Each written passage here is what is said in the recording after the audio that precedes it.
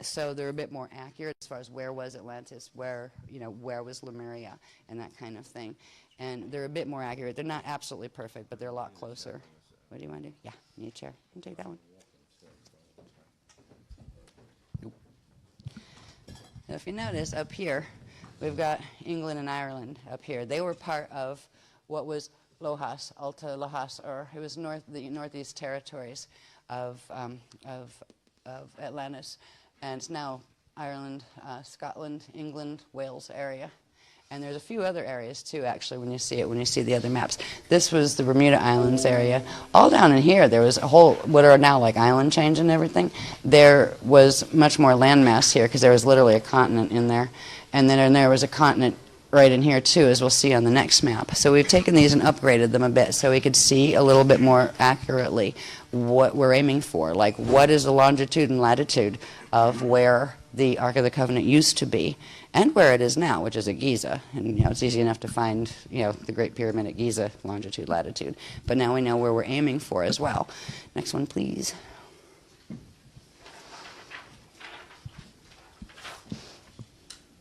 All right, this is showing where until the between 50,000 BC and 28,000 BC, this went down in 28,000 BC, piece by piece, and it left the islands afterward. And this went down 50,000 BC. And down is an interesting concept because it's not laying on the ocean floor. Part of it got literally sucked into what we talked about in like last year and the year before about the hibernation zones that have to do with the vertical maps and what got put on opposite spin and things. But these were where they were. Now we'll see these plotted a little bit more accurately because even these are not exactly accurate as far as the shapes. They give you the basics so you know where you are, but they're not longitude and latitude, perfect. So we'll see that a little bit better on the next maps to come. We'll also see this stuff in relation to the what we refer to as the planetary rods and the planetary chambers. We'll be dealing more with that information in the last workshop, where we'll find out about what do the rod and chamber maps, because they're plotted on the maps on the planet, what do they have to do with anything? We'll see what that has to do with the precession of the equinoxes and the mess they made of that and why they made the mess. So I'm in the process of working on the diagrams that actually show the alignments that are occurring in 2012 and what we're actually trying to counteract, because as we read in that information that they had given us about what the Illuminati master plan was literally the last extinction and just grab the planet and suck it back in time and then throw it over in the parallel matrix. Lovely.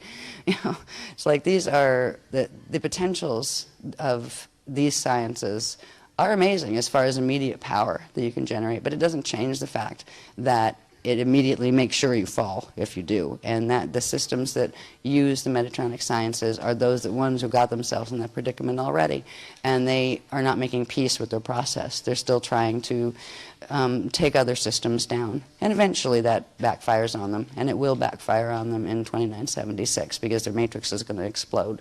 And fortunately, that it would not that wouldn't happen right now, because if it did, because the wormholes are going to be open into Earth, it would take out this system with it. So anyway, we're going to look at these plotted a little bit more accurately. We had right in this area was called Nohasa, and that was the central area, and that was there was a lot of lakes in here, so it looked kind of like Swiss cheese as far as water and land. It was known as like the water continent because there were so many lakes inside, and even some like saltwater type things that would come in. So we didn't show all of those, but we gave you an idea of where the lakes are and things like that. And over here was what was Lemuria. And you got the Hawaiian Islands, and I think whatever's down here, the Polynesian Islands and that kind of stuff down in this area, they're still remnants of what those continents were. All right, next one, please.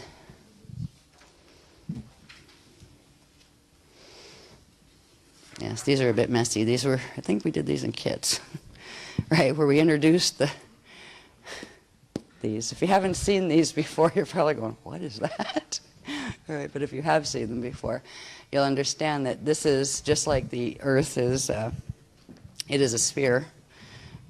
Now, this sphere isn't showing its bulge at the poles, which is because it's spinning too fast. And spinning too fast because our Merkabas are acting like a particle accelerator because they're on the faster and faster Metatronic spins. But if you just take a sphere like a planet's supposed to be. You have its vertical axis that it spins on. You also have what would be the planetary shield, which has the rod, because we'd have the staff and then the rod coming out. But there's also the chambers that run forward. That's the projection into the future. And then the Bardo chamber that runs out the back. Okay, so it's energy moving that way, energy moving that way. There's a natural alignment. They should be. You should have your shield coming out here, and you should have your front and back chambers aligned, front and back, and you should have the rod chambers aligned east and west or left and right. The chambers, these would be the chambers. If you took that sphere and flattened it out, just like if you take, a globe and flatten it out, you can get an accurate map, right? As long as you do the spherical adjustments for the Mercator adjustments and that kind of thing. All right, so this is showing a map of the, of the planet, and it's also showing the little dotted lines are where the tectonic plates are, and the solid lines are where the continents, above water are, but these are the tectonics as well. When we see this running across, it's running across the equator. They're the place that the natural rods should be, the one that would be the front and back, because it runs through, so it's front and back, and the one that would be side to side, or left and right, or east and west.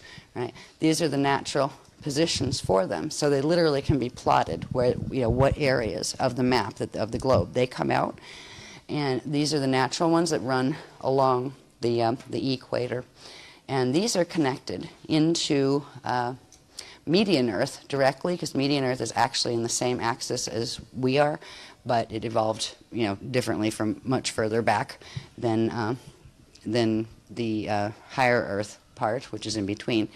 So these would be the natural configurations. You'd have the front to back chamber, and you'd have the side to side chamber. One side would be east, one side would be west, one side would be front, and one side would be back.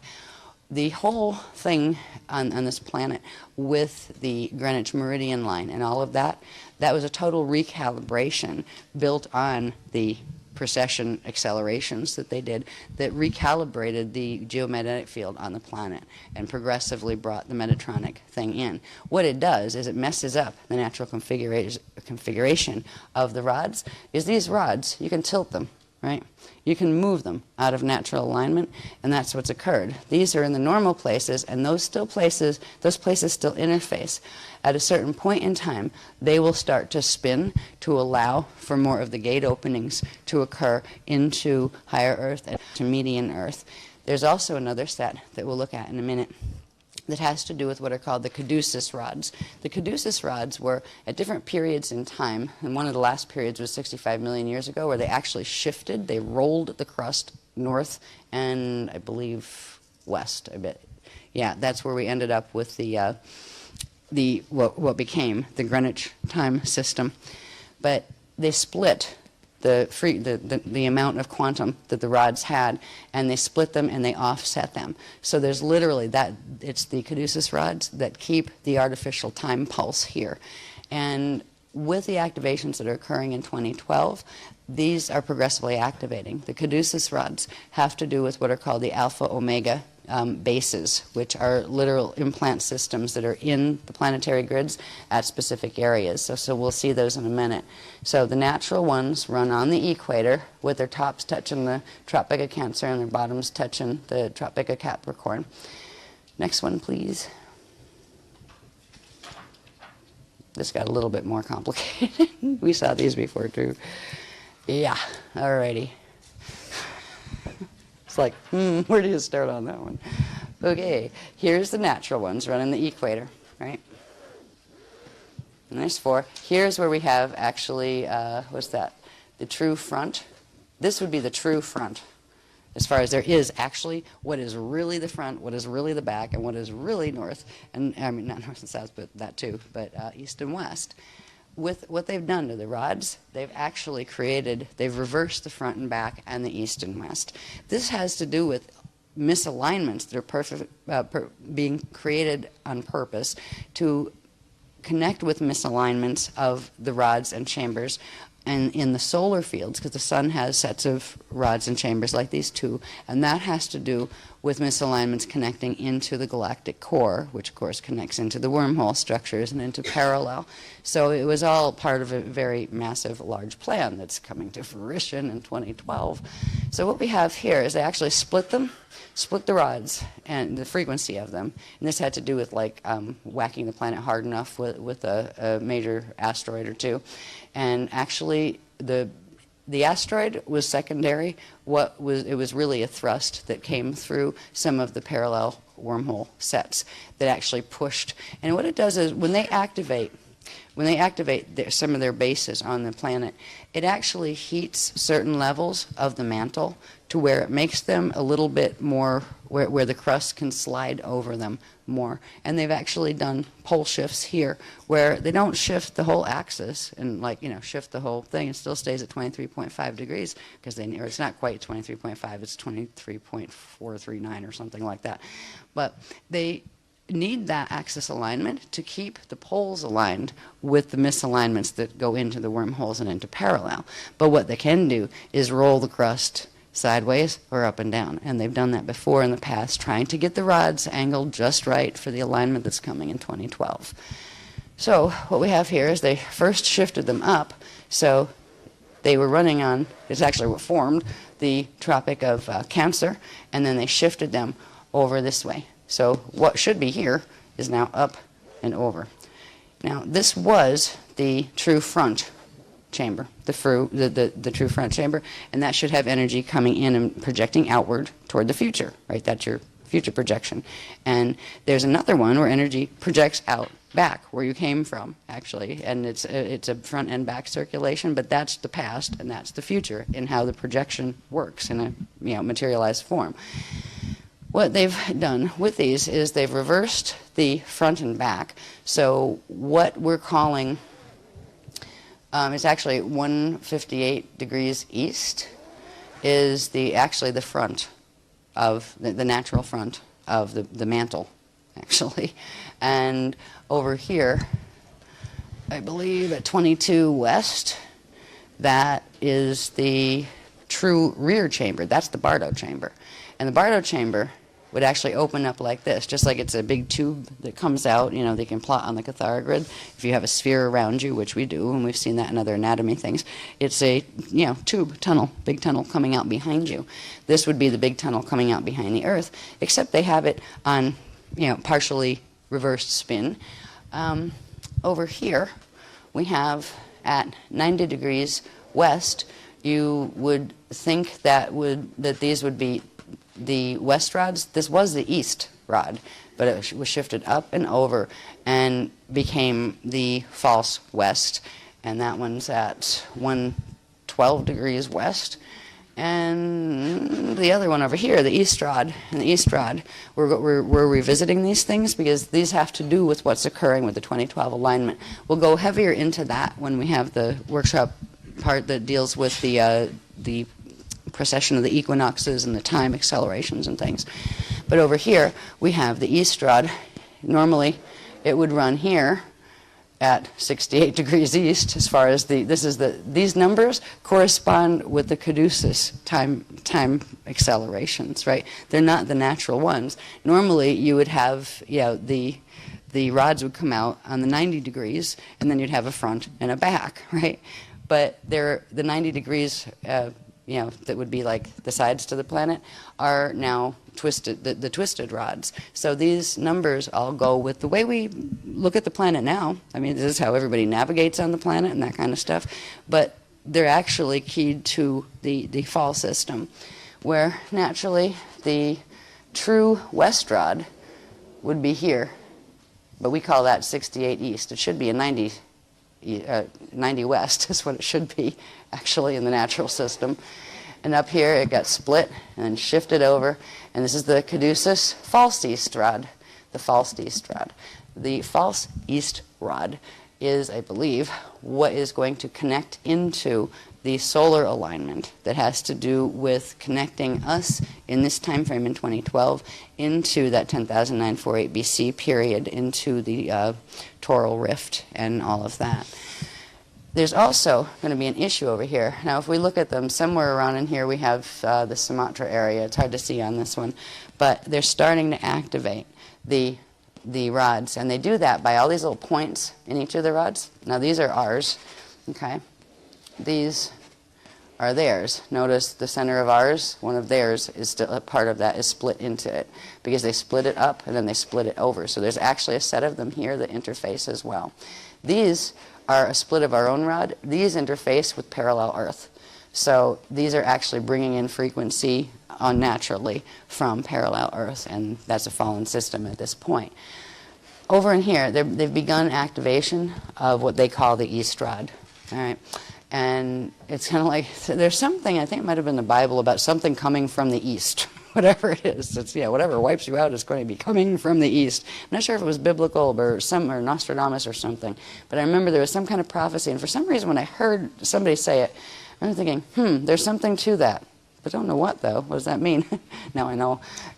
Because they're activating the East rod, the false East rods, in order to begin the process of making these spin. Now these are rods going through the planet, right, side to side.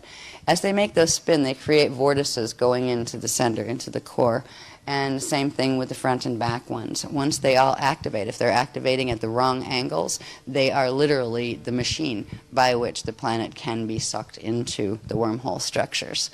So the little dots on them are literally implant networks that are in the mantle level. Some of them are in the crust, but most go down deeply into the mantle. You can think of them as like little crystalline microchips, because that's really what they are. They're programmed crystal chips that aren't natural organic crystal here. Some of them are connected to massive underground crystal bases. Others are just a little tiny like nanochip that is enough to anchor the frequency and change the normal mathematical programming that would be running in the planetary grids in that area. So when we talk about the alpha omega bases, these would actually be the omega bases, and I was trying to figure this out before, like which ones are alpha, which ones are omega. These that say caduceus have to do with the caduceus rod, and there's another map we saw in kits where it was kind of messy looking because I had these outlined in green and these outlined in red and then ours outlined in blue. The ones that were green were the caduceus ones, and they have to do with the crust shift and offset here. They were part of our rods. These red ones actually have a little bit of that frequency part of our rod, but these are the ones that connect directly into parallel Earth. So they're bringing in different type of frequency. Parallel Earth is in the alpha system. So the red ones would be the alphas, because I think I had it backwards before. But the red ones are the alphas because they connect into the alpha parallel Milky Way galaxy system. And these are the omegas because they connect into the end zone, which is where all of this was supposed to end by dragging us into the alpha system. So these are the alpha omega temple sets. And it's interesting when you see where they are. They're like just the locations of them. Some of them are like right on tectonic, plate, whatever, I forget what they call those, the divisions between the tectonic plates. Some are spreading ridges, some are the opposite. Subduction zones, there we go. So when they start with these rods, we've seen a little bit of just beginning the activation of the East Rod, because they began this with the Spirit Destiny activations, or began trying to do that in, around December-ish of 2004, I think. Because whenever that big tsunami hit that killed 200,000 people or something over in the Sumatra area, there's also been a number of earthquakes. Every time they do stuff to activate the rod over there, it messes up the grids in that area. It has the potential, if they got their way in 2012, the whole thing would be history before too long, because these things would start spinning, and when they start spinning, they actually create sinkholes in the center that suck stuff through into parallel. So right in between these, where you have the parallel rod coming through and you have the piece of our rod, the ones running on the Tropic of Cancer, these open up and create spiraling sinkholes that literally suck landmass out of here and into parallel. And they do that by creating one of those Death Star Merkabas. They harness it, and through the Death Star Merkaba mechanics, which are controlled by the temple base, or what they call them, temple bases, we call them just bases. They actually program it into creating a Merkaba field, a Death Star Merkaba, around a portion of the quantum of the grids that are quarantined, and it literally accelerates the particles to the point where they turn into that particulate soup and then get dragged into the other system. And they get dragged first through the networks that line up with the wormholes at the center of our galaxy in order to pull them through. But they literally have pulled things through the sinkholes at different times. Not all of them at the same time, but that has to do with how both Atlantis and Lemuria ended up progressively disappearing from the face of the Earth, not just sinking. They did more than sink. So we'll come back to these more when we get into the cycle of the equinoxes and all that stuff. Right here, what we have is the Shield of Solomon that we have been progressively activating from Caral, which is Shala 3, running up to up here into Adair, and also passing through Skellig Michael, right? And coming back over to Shalon, which is in Phoenix, Arizona.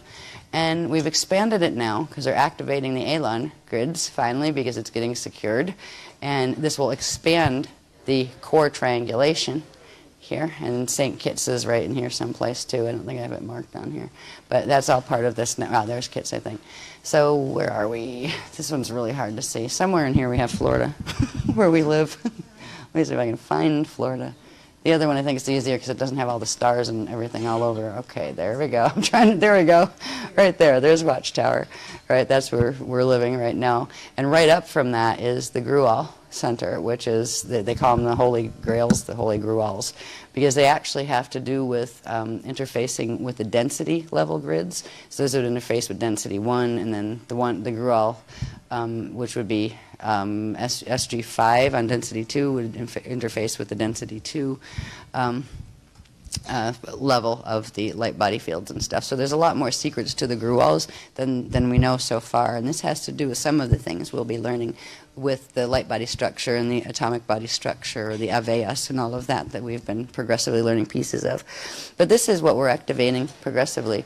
And notice what's harnessed in it is the thingy that's running on 90 West, which is the Caduceus false west rod. Through this, first of all, we can hold it from spinning, right? So we can, no we don't, right? And if you hold the west rod from spinning, it'll hold the east rod from spinning too. So it's like a push-pull inside the planet, but this is not good for the planet.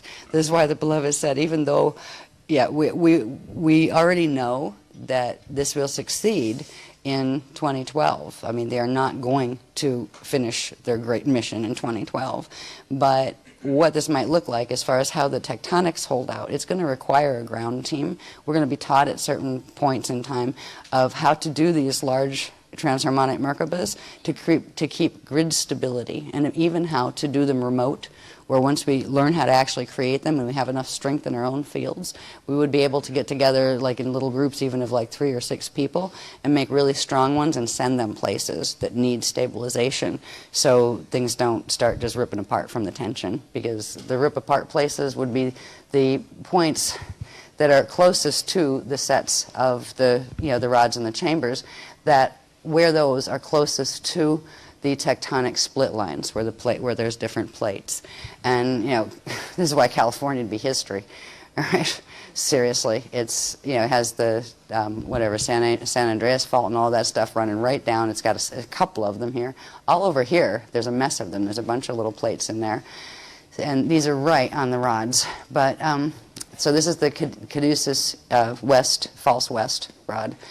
This is our actually true east rod, the natural one. At some point in time, they're going to start activating these, and I think what they're going to do is activate them. I think that they had said this in kits. As these start to spin, because there's going to be a point where they'll have to be able to be allowed to spin a little bit, because if they don't, it'll do something like blow up at the core or something. So we will counter spin to, all right, they're pulling this way, we'll pull back the other way. So it just neutralizes it. This is why it won't, the Medatronic 55 won't reach a full, I don't know what they call their point. Ours is called a snap point, right? Which I found out tonight. I don't know if it's a pop point or what, but where they go, into the next, the fast spin speed, they won't get that far into the 55 activation. It'll hold at 55, not quite full 55, all the way up into the end of the loadout cycle.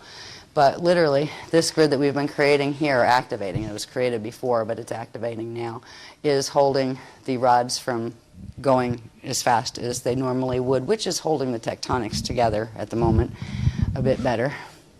Now, over here, we will see, let's see, where am I? Let's look at this from this angle. Okay. Oops, I gotta readjust my eyeballs. All right, there's a place called Ruta, by the way, here, that in the old Atlantean period, it was Ruta 15, Ruta 15, Urta 14, which is down here, and Shala 13, which is there. These were core gate connections, and like the core gate, like 13, 14, and 15, and they actually connect into like Median Earth and Eartha and those kind of things. So they're important sites as well. This one is on a particular line that's interesting. All right, and notice this is an interesting place here. It's at the top of what would be our natural rod, right? But when it was split up. So this is actually where parallel Earth interfaces through its rod where it shouldn't. But down below it is where our rod is. And this is the true rear chamber. So that's actually our Bardo chamber, the one that goes out the back. They're calling this one, or this is the interface from parallel, and this one is the one that was shifted over from this one, part of it split up and then shifted over, and this is the Greenwich line, right? That's where they started the artificial time pulse rhythms from here. So you have the false front, which would be 0 front point. That is actually, the false front is actually a split off of the rear chamber. The actual rear chamber is at 22 degrees west, and Greenwich is the false one. Now this place becomes important when we see the next set of maps, which will show this map without so much stuff on it, but it'll also show where Atlantis and Lemuria were, so we can get an idea of where the Ark of the Covenant was, where it is now, and what we're doing, because after we get these two huge transharmonic Merkabah doorways created, they're actually going to they will draw the Ark of the Covenant passage, which is a huge passage that goes all the way up to Andromeda in M31. That will move, they'll bring it in. They'll spin it in and they'll move it out of Giza and spin it up. All right, that will be happening once we get to the second level of activations in the night before we leave.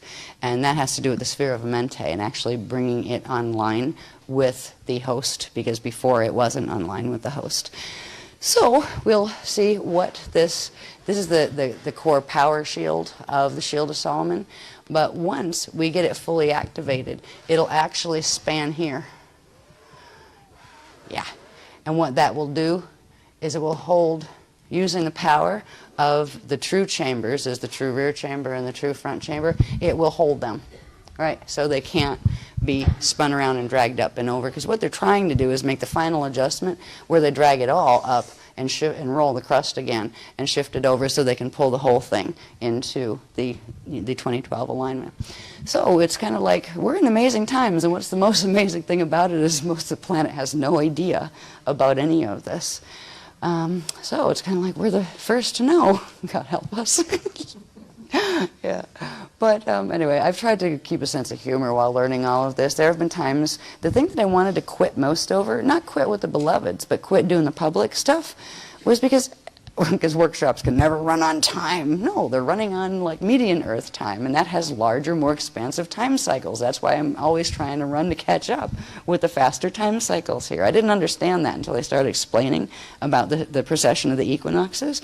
This information is coming in on a wave that's much broader. It carries much more information in it, but it's coming into a particle accelerator that makes it very difficult to bring the information in. So when it comes into my body, I'm moving on a slower pace, and it's like, that's part of the reason. The workshops are always seeming like we're running to catch up with them. I am, trying to get there when only 3 days late on this one, that kind of thing. So it has to do with the time differences. Time, when we get to when we finally get to experience the places of even the first level, which is the higher Earth planes, it is much more expansive. It feels like time moves slower, because there's more moment points turned on in that time. So space and time are expanded. Right now we're in a particle accelerator called the planetary Merkabah fields, and it's all cramped and it gets more tense and more hectic. And, if you just look at society and the way, what it used to be like 100 years ago, people had time to sit on their porch in the evenings and like talk to their kids and have dinner on occasionally with their family, right? These days, most people are just running around, just trying to, between work and this and that and the other thing, it's like there's just not enough time to do everything that is required. And this is because the time pulse is accelerating. The exterior time pulse is accelerating. And what that means is the interior time pulse is decelerating. All right, so how much energy is actually coming out is actually getting less and less. And that creates more of a friction and a tension and a shorter time wave out here. So it seems to be going, it seems to move faster. So one of the things we can look forward to perhaps once we get to the other side is finally relax. And don't have to run and dash and do something, every 2 minutes kind of thing. So anyway, let's go to the next one. I think, wait a minute, is there anything more I want to say? I think there's something else I want to say on here. Maybe. I just want to point out up here, I think these were in some of the chart packs already, I think. Where we have up here, it says the Iyumbi, right? That's the Iyumbi that's usually down here, but the Cathara grid on the planet, because the poles are actually tilted, what we call north is actually south. So this is actually the Iyumbi, and down here is the Rajna. And if you put the sphere, if you made the map into a sphere, right, you would have, one chamber going out the back, one chamber coming out the front, and you'd have the Cathara grid actually running down the center with the, the Rajna would normally be this way, and the Iyumbi would be this way. So when you see those on the maps, that's what it indicates. That's actually would come through the center of the planet, but it would interface with certain parts in the front and in the back. So that's what those refer to. And this is, if you take this up, this is actually showing the Cathara grid as it goes off the poles, right? So this would be the natural Cathara Center 4 and Cathara Center 10, the 410 line, because again, it's tipped upside down. So that's what those configurations mean. This lock becomes important when it comes to the host that we're anchoring, and when it comes to where is that spot in ancient Atlantis that the Ark of the Covenant first came down in, where it was first calibrated to. And I don't have the Voyager's book with me, but I remember it was like 49,000 something or other BC, I believe, when they moved it. And they moved it because of the mess that happened in the 50,000, around 50,000 BC period, where that's when Lemuria went down and bits of Atlantis were damaged because of what happened in the dramas there, and that's stuff in the Voyager's books. But that's when they recalibrated it down to Giza. Let's look at the next one, please.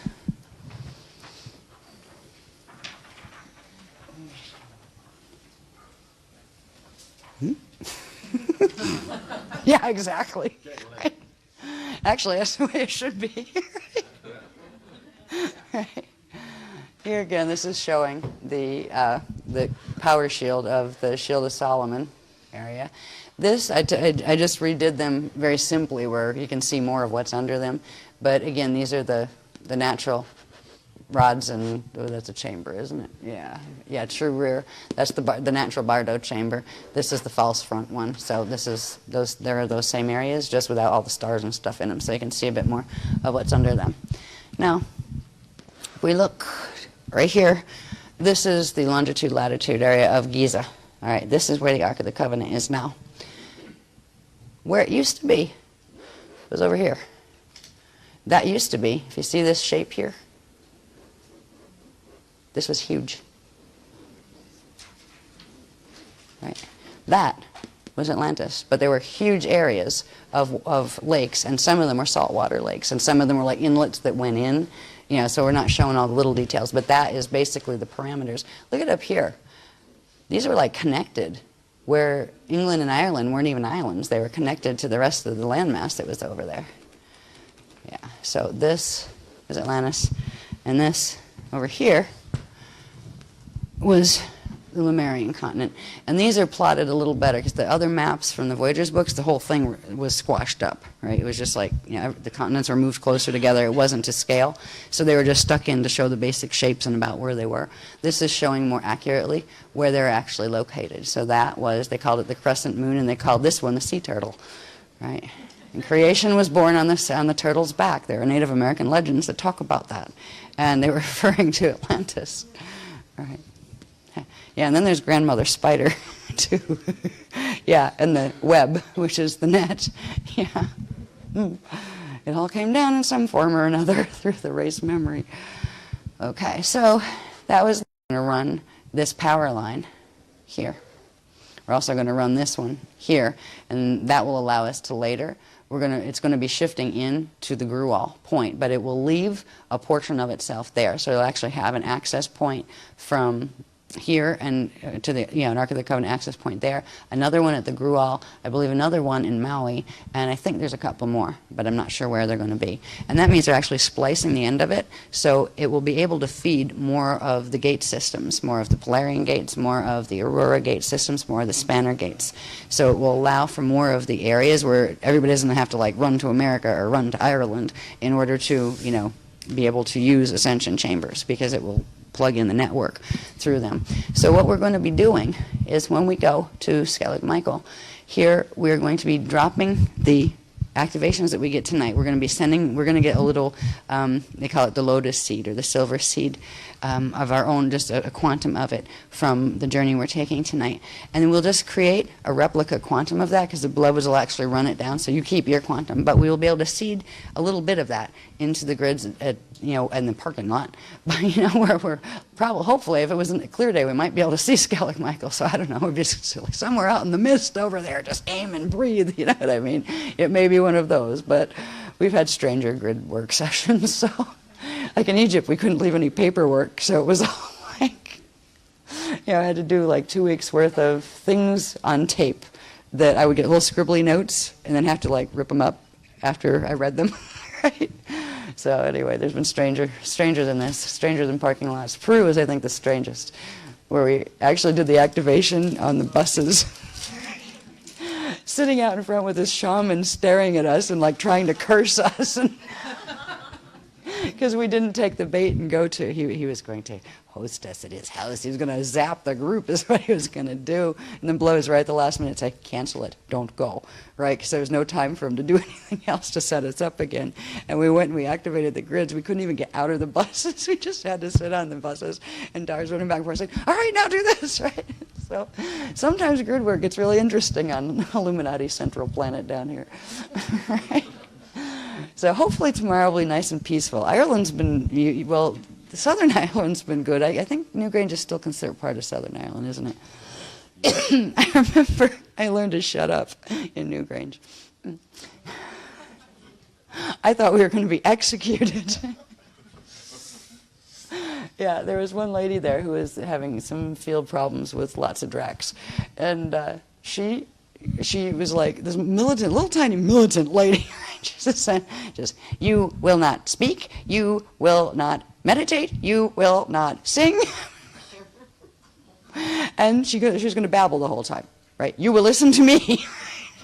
We're walking through. And do not touch anything, right? They can't even touch the walls. Okay.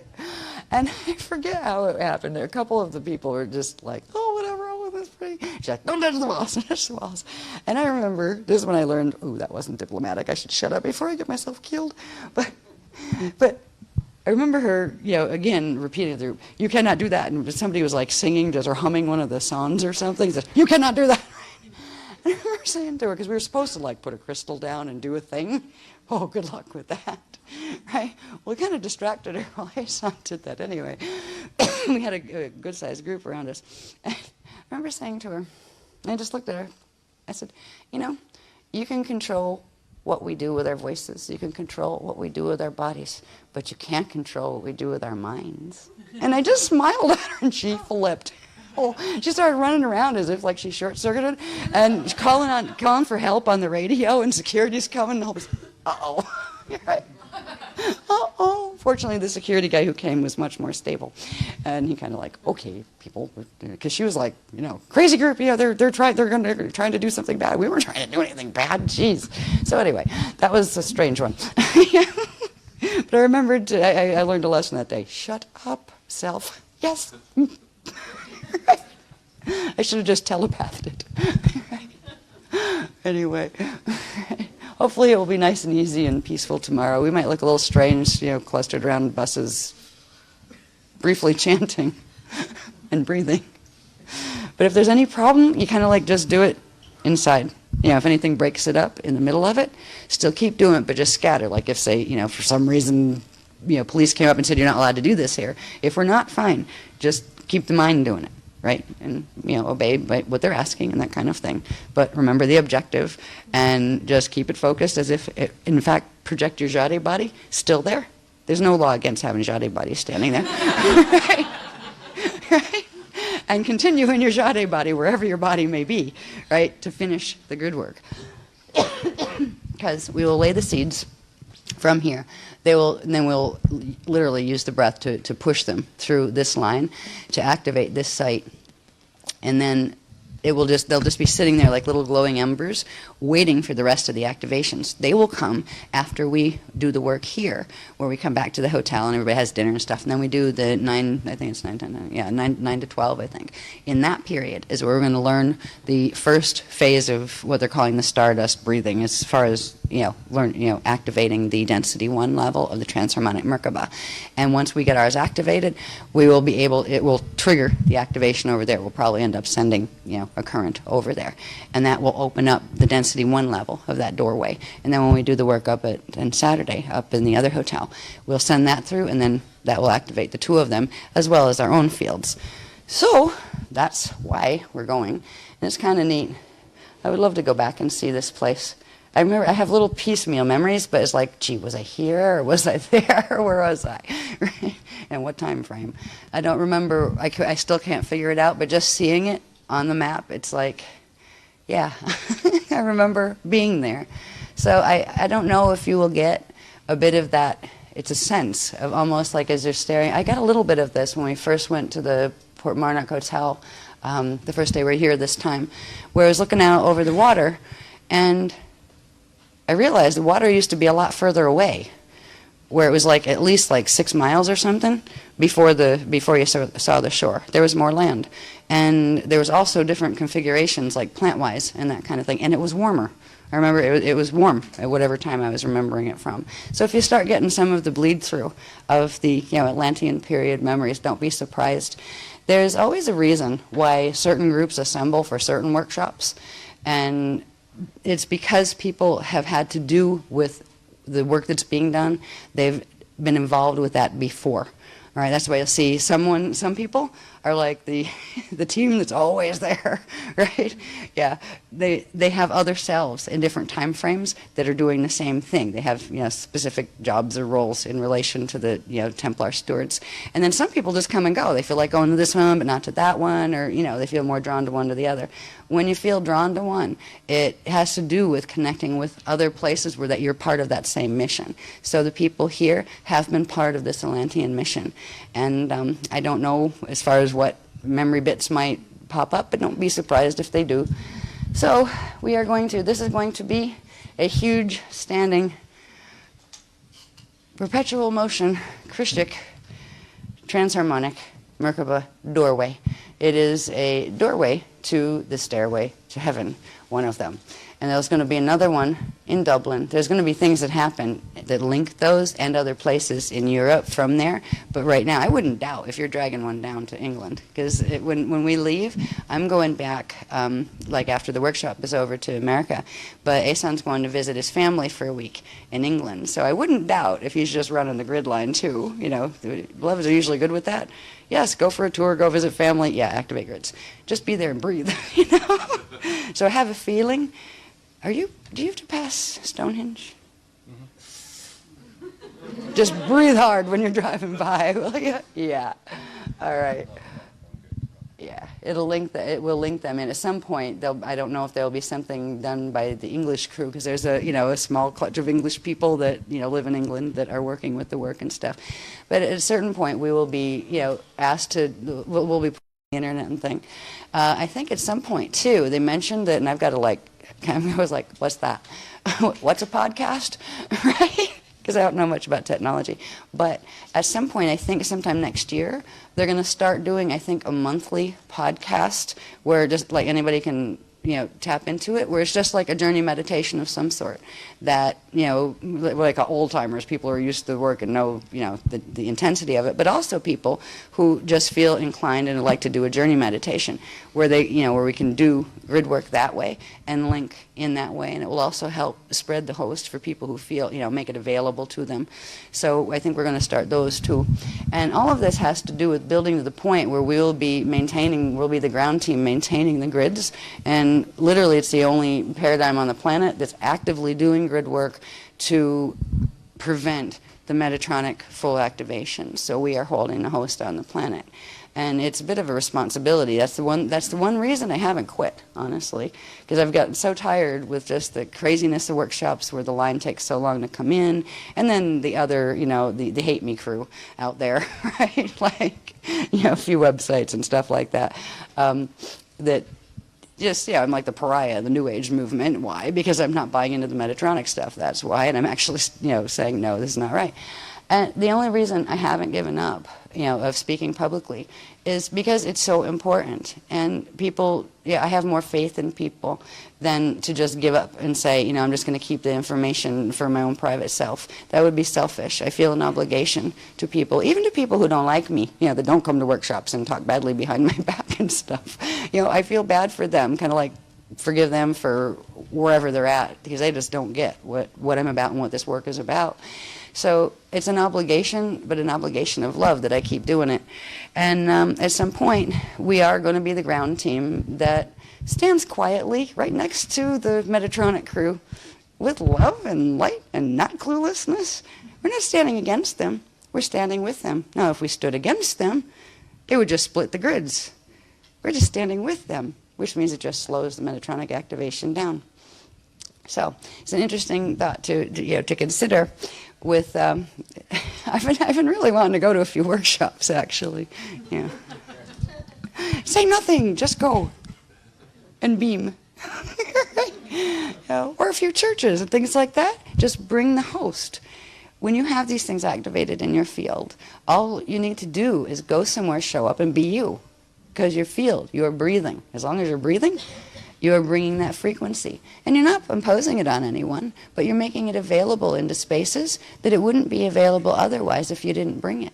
So, things like this, why we say with the religions and those kind of things, don't throw the baby out with the bathwater. There might be twists in it and distortions in it, but there's a grain of Christic truth in most of them on the planet, except for maybe like Satanism. There's really not much there at all, except it's kind of like, the Bloom of Doom paradigm, right? It's the antithesis of what used to be, good teachings.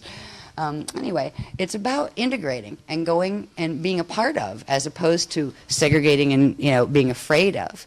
When with working with the Christ, we're not supposed to be afraid. I mean, it can get scary when you look at the stuff that's happening on the planet. I've gone through my periods of just being overwhelmed, honestly, and saying, just please take me off, planet.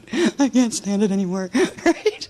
And then they talk me down, calm down. It will be okay. Yeah, when you get the aches and the pains and you have demon fests pop up in your face and you're like, can we ever win?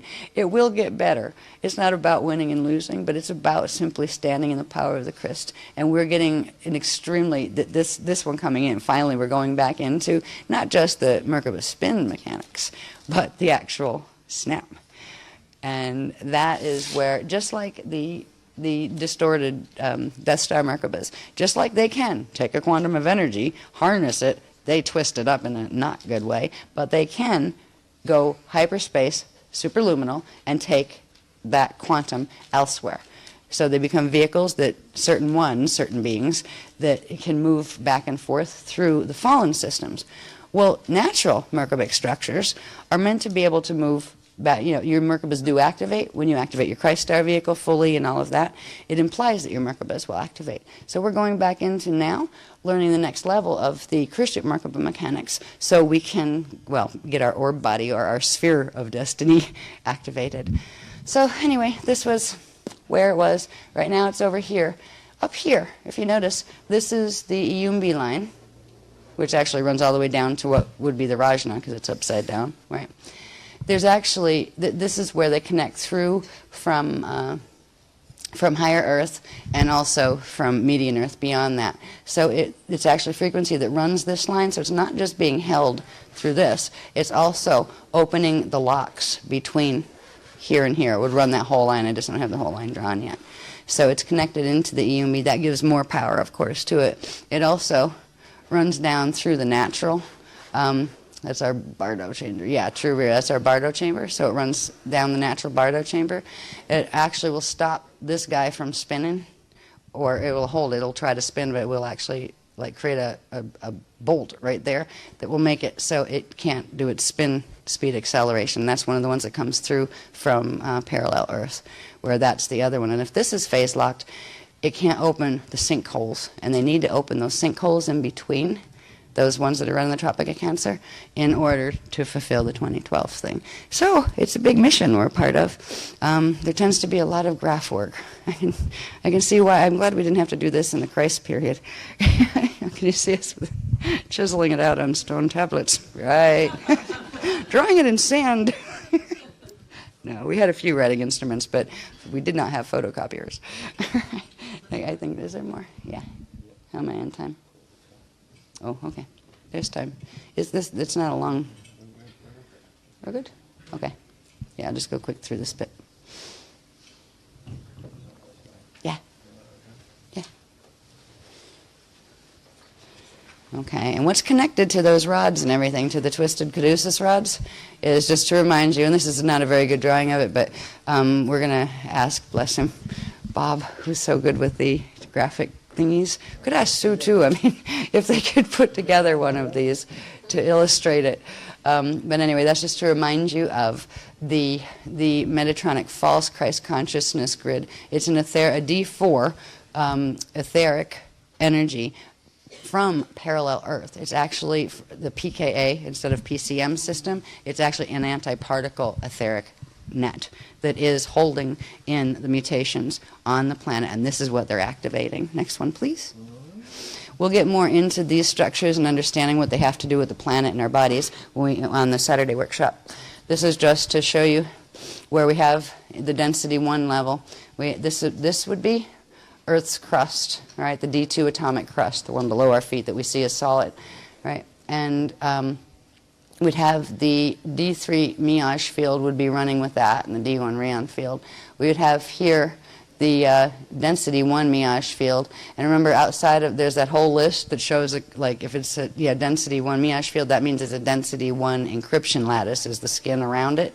All right, so these are the levels. This is where the D4 skin is, and if this is the thermosphere, this is the Earth's crust, this is the thermosphere, this is quite a ways out there, and this is where that nasty grid first comes in, but it replicates itself down through each of the levels, and that's the encryption that we are going to progressively override by beginning with tomorrow night's activation, where once we get that Merkaba, the first density 1 Merkaba level activated, we will be able to tap into the encryption lattice of the higher Earth, which means it will go beyond that and bring the other one in on top of it. So progressively we'll have 2 layers that can activate, and progressively the other one will be more powerful, the Christic one will be more powerful, and it will hold the other from activating. So it's the beginning of reprogramming into a natural Christic order the encryption lattices that are controlling our light body and atomic body structures. We'll also be learning a bit more about this in the other workshop, as far as, the end workshop, as far as more particulars. And I think we're going to do some chakra work of how to bring that encryption directly into the chakras and those kind of things. So this is where the Earth's atoms should be, which means this 15-degree shift is, from what we call North Pole now, that is actually where the north of higher Earth is. Right, which is a little bit different place than where median Earth is. Median Earth is actually running the same tilt as this Earth, but it's not phase locked into its light body structure. So median Earth, this is actually the higher Earth is actually in between, at a different angular rotation of particle spin, in between the median Earth and this Earth. It's actually keeping median Earth safe from being dragged into the net, actually.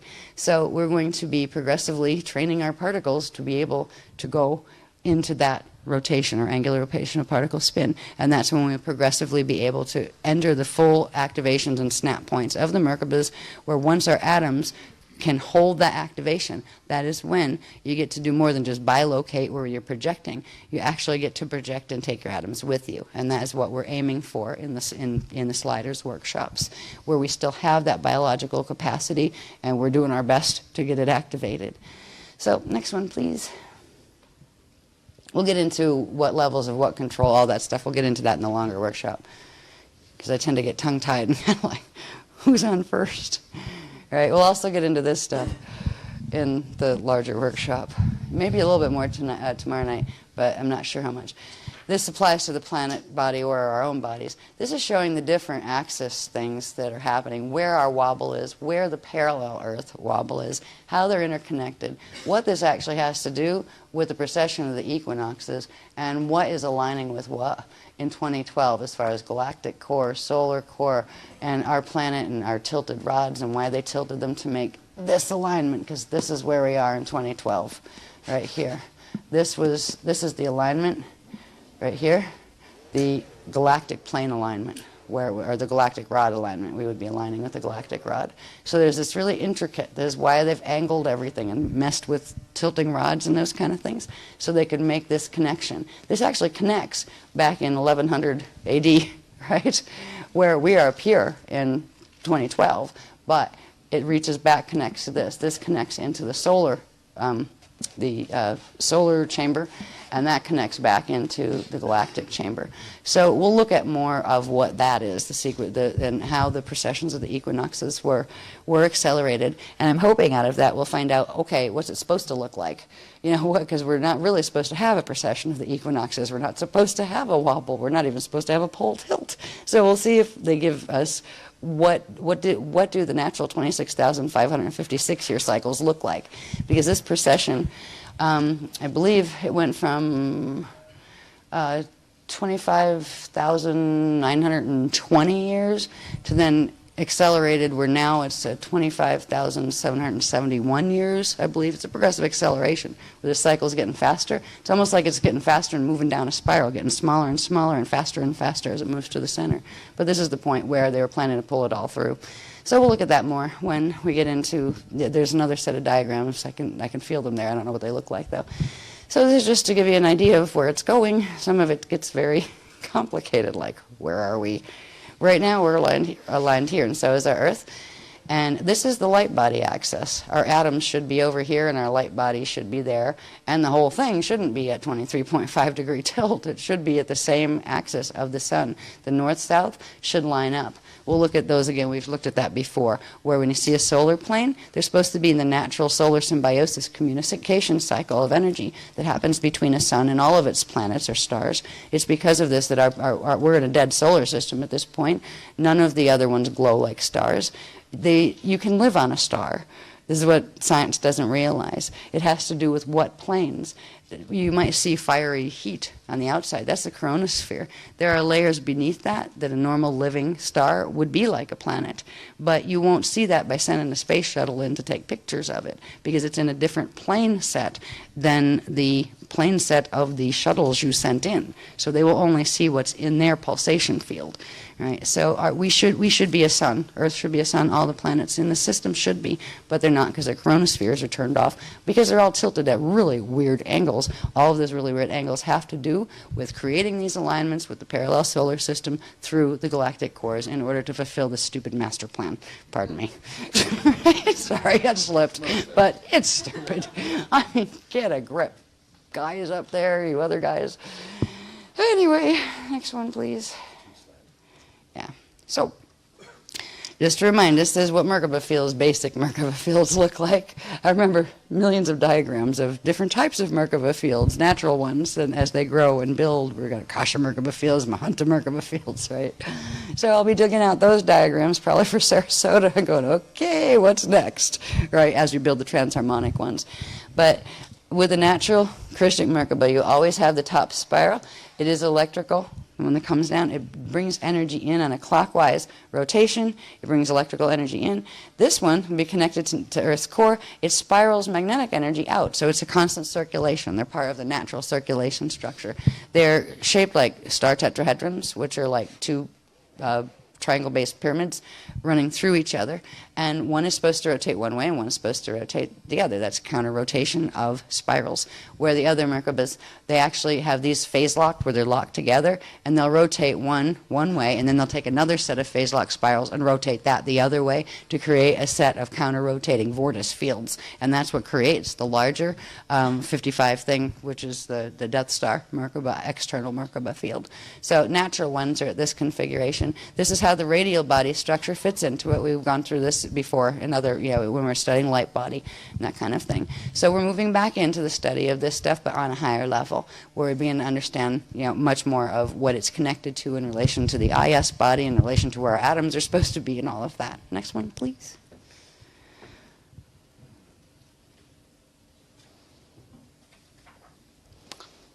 This is just to remind us of the crystal spiral, because once we get when we get the activations done tomorrow night, where we do the level density 1 level of the transdimensional spin speed activation with our density 1 Merkabas, it will start the natural crystal spiral coming out through our shields and also through our atoms and things. So this begins its natural expansion acceleration phase, just like with the Metatronic Death Stars.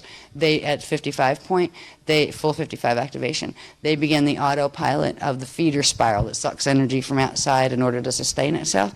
Well, these are natural ones. This means the sparking will start inside, because the crystal spiral is built on natural Partakai phasing and different parts of the light body and things sparking to generate their own quantum. So this will begin. But also, on the Adore side, we'll also get the one that goes counter, that forms when you put them together, they form the flame thing up there. So we will be getting those on the density 1 level, starting its activation. And this is the beginning of the healing, all right, the silver seed healing. This will be starting on the planet in 2012, as far as the areas that we get these Merkabas set in. We'll begin to have that. That doesn't mean we're going to be able to save the planet, but it means we're going to be able to keep safe zones on the planet and hopefully keep the tectonics where they'll hold for the 200 years left of the loadout cycle. Next one, please.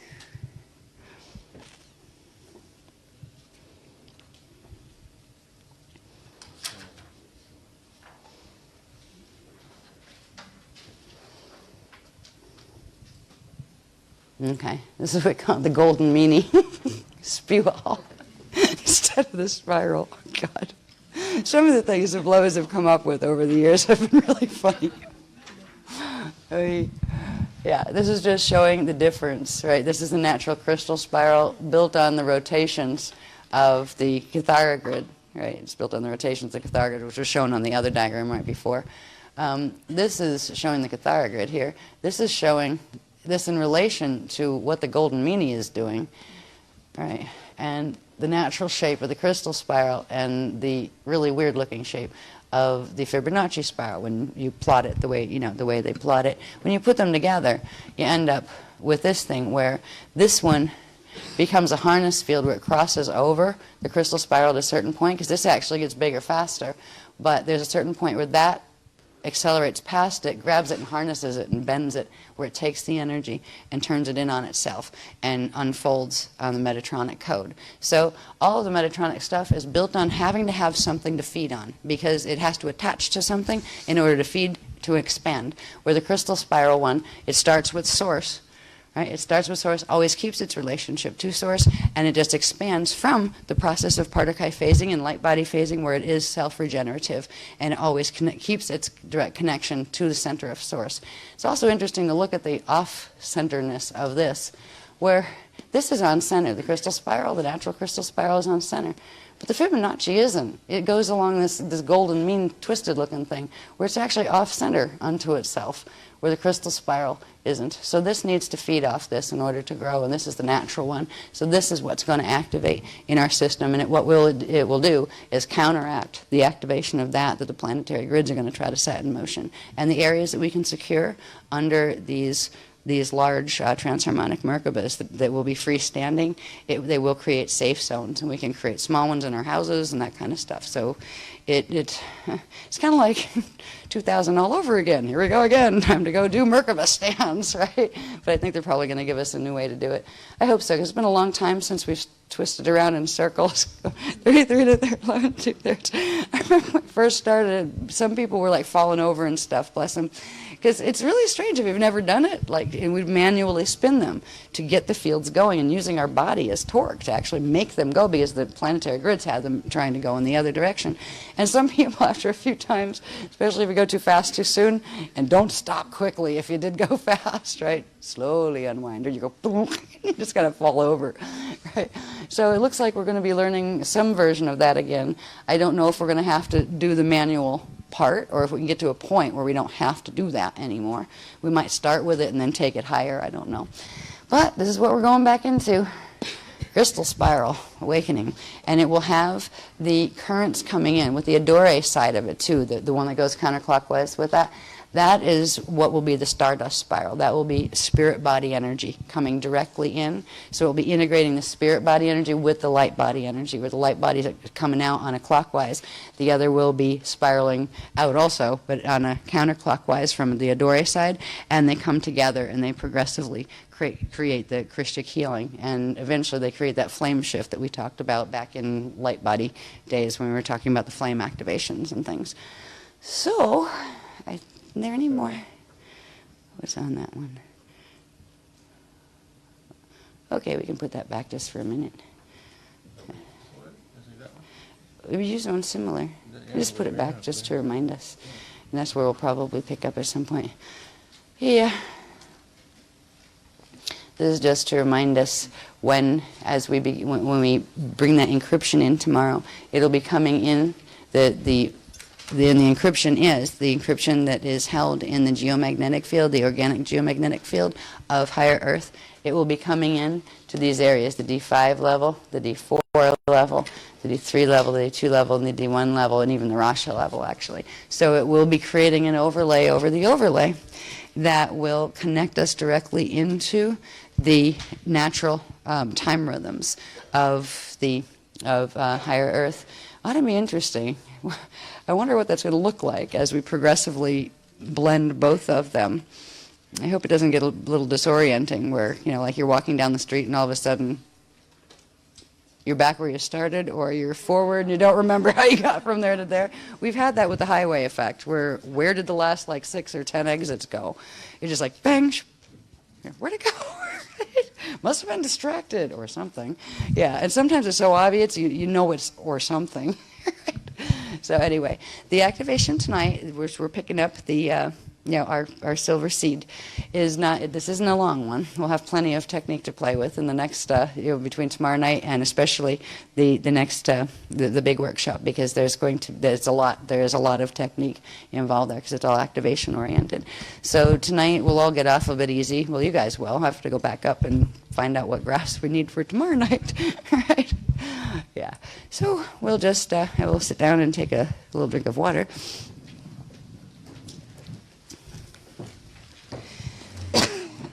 Excuse me. Oh.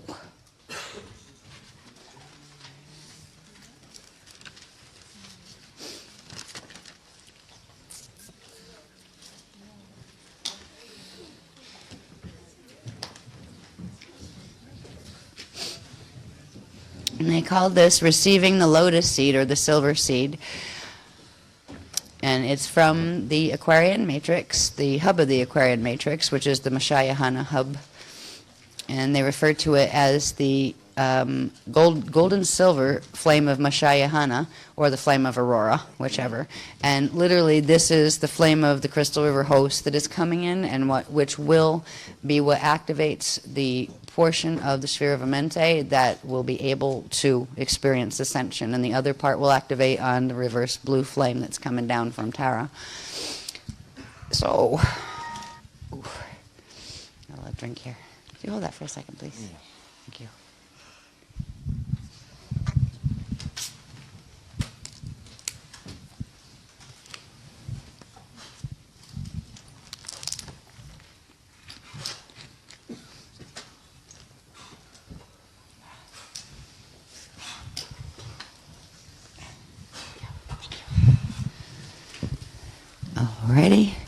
So this is just a simple pickup journey. Yeah. And by the way, don't forget that you have your Aquafairy and little water people friends hanging around with you still. Some of them are going, they forgot I'm here. Right? We're here. Even when I pull myself together into one big water drop and say, hello, they're not hearing me, right? I've had a few of them say that. They're trying, they're tired too. Yeah, it's been a long journey. So remember that they are with you. And they will hang out with you at least through the duration of this. They'll have to go back. These guys, like your Buddhas, stay with you, right? Yeah, as long as you want them there, they will stay with you. The one, the different ones that I forget which workshop it is, but there's like 6 different ones, each of the races.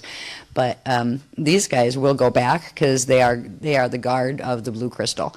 So they will go back there. But sometimes they will work with you, and when you're doing grid work, they will come back and work with you. But they'll hang out with you for the trip because it's part of the grid work thing that they're doing. Okay, so they wanted you to remember that they're there. Right? You're going, you too, right? You're like, me too, right? I was talking to you in the bathroom before. I remembered, like, oh yeah, I was like going for a shower and said, oh yeah, the water people are around somewhere, aren't they? They're kind of like, nice of you to remember. Right? They really have personalities as far as like just much more reminiscent of what like we know as human personality, as far as just like the quirkiness, the humor type stuff. Can put the hand on the hip and say, wow, right? They do it in a Christic way, but they're not like all that lofty, floaty, like kind of beyond that kind of emotion thing. They have the emotion thing happening. Anyway, they will be joining you in this. It's going to simply use 2 images we've already mentioned before, and we mentioned them, so if you bothered, you could play with them a little bit. One we already did, the Blue Crystal Journey. We'll be going back to the blue crystal, but we'll be doing it in a particular way by using the image that the last time I had been with you and we were speaking, of the crystal lotus with yourself as Buddha sitting in the middle of it, like your own Buddha self, right, sitting in the middle of it, and using that literally as your vessel and vehicle for travel, and knowing it implies the Christ Star vehicle around it, right? It has 48 petals, all right? It has like four layers of 12 petals, and they correspond to 4 different layers of, actually these particular ones I think correspond to the 4 different layers that we have to move through between here and Eartha, I think. So they'll explain exactly what that means. But instead of just having one set of, the 12 lotus petals, we actually are having 4, which is a 48 strand pattern when it comes to DNA and that kind of thing. So there's something powerful enough about that image alone that's the one time when I was like fighting to get through that whatever muck it was that I now know was the the false Christ consciousness grid thing that I could actually see from the inside out, and it was like trying to squash me and I could feel it, where I tried to push myself through and like this, and I ended up popping out in that form, kind of like, cool, I'm writing in my candle holder, right? Because I have a candle holder that looks like that, right? So my first thought was, wow, I'm in my candle holder, why? Right? See, sometimes I will learn that they teach me a lot this way, where something will happen, and I have no idea what it's about. At least you guys get to hear about it before you go into it. I just have weird stuff happen, and then go, okay, beloveds, I'll just wait for the dictation on that one, whatever it was. So using that image, it carries a power with it because of those 48 petals that does something with probably the speed levels of the spin on the Christ Star vehicle, because the Christ Star vehicle does spin. You don't notice it when you're hanging out in it, but it is actually spinning. It's probably counter-spinning, actually, top going one way and then bottom going the other way. So it's actually accelerating the power of the thrust in that enough to push through the Metatronic grids that are activating. So this is why we're going to use this, but it'll also allow us to pick up when we're going to go up. There's certain breathing thing they're going to have us pop up above our head in that vehicle, and then literally pop over into where we see the blue crystal from the air again, and we're going to come down and go down the big blue crystal again, way down to the bottom. And there's something about keeping in that crystal lotus configuration where you're like, kind of sitting like a Buddha in it, that will allow you to pick up enough of the frequencies to to build the silver seed. So you can pick, if you only went in, say, with 12, if your lotus only had 12 petals, you wouldn't be able to pick up the 48 frequencies involved with the silver seed. So there's a reason why we're using that. Visually it looks like that, but it's a mathematical construct that allows us to bring in the frequencies of the silver seed. So we'll be doing just a simple projection to do that, as far as I know, right? Okay, let's just, I think most of you already have, but if not, just activate your Christ Star vehicle. Yourself in your crystal lotus Buddha form. And on the exhale, you're going to push it up and out, way above your head until you lose sight of it. Okay. And then just breathe normally, and as it's flying up there, just sense that there's this spiraling little tube of energy that actually is following it. And even though you can't see where it went anymore, you can see the little, or sense the spiral of energy coming up out of your head. And one part of the spiral is going clockwise and the other part is going counterclockwise. And is right now connected directly into the Azure. What we're going to do in a minute is call our floating, what do we call it? Floating lotus self? Our floating lotus self back. We're going to call it back and then send it down to make the connection down into the earth core, but then through into higher earth core. So we're going to inhale upward to go up and grab wherever it went, and hold at the top of the inhale, and that's where you're grabbing hold of wherever your self went as your lotus, floating lotus. Now use the exhale to gently bring it back down just to the Azure.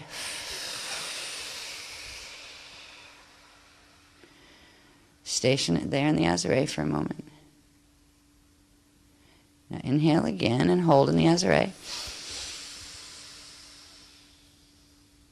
And now use the exhale to push it all the way down to earth core and then through a membrane into the higher earth core.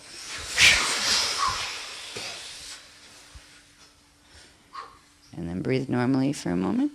And again, try to sense that spiral, the counter-rotating spiral of energy that followed it down.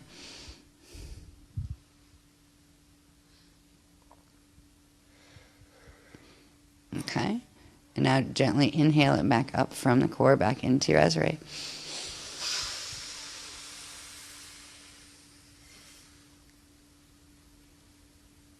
And with a very gentle exhale, move it from the Azure just down a little bit to the Carinatus seal at the base of the breastbone.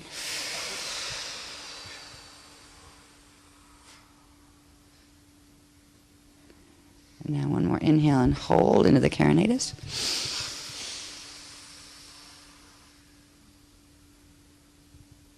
And a nice forceful exhale and push it out around you where it goes. And feel your lotus Buddha get just as big as you are, actually a little bit bigger, where you're actually sitting in the crystal lotus now, and you are the Buddha, but you also feel the other part that you sent on projection right there with you. And just try to breathe gently and become aware of the spaces between your atoms. Imagine that you are breathing through this.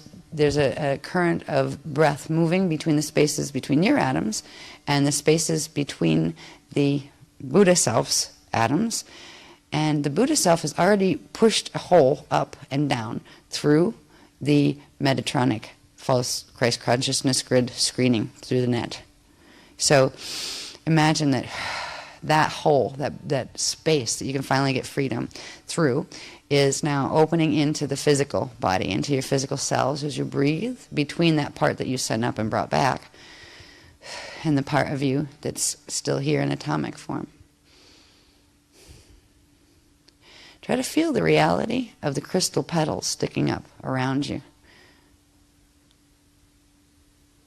I'm seeing them like big akasha-shaped petals with the bottom part is the big fat part is on the bottom and the point is on the top, and just 4 sets of 12 of them, and they're quite beautiful and sparkly.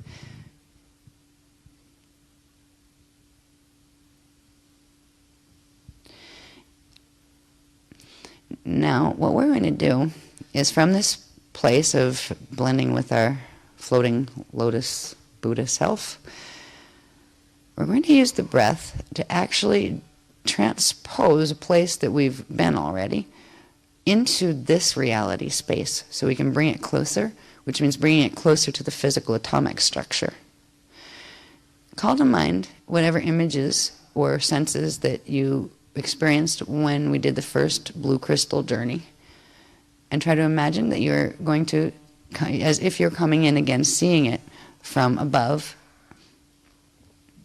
But this time, once you have that image, think of the image in your head as if it's like, behind your forehead and sitting on your third eye in the inside of your head. And inhale up and grab the image. Gently exhale down, putting the image into the carinatus seal. Then breathe gently and normally for a moment. And now inhale and hold for a moment in the carinatus. And when we exhale, we're going to push that whole image of that place out past our Buddha selves as if it's sitting right in the space with us. So.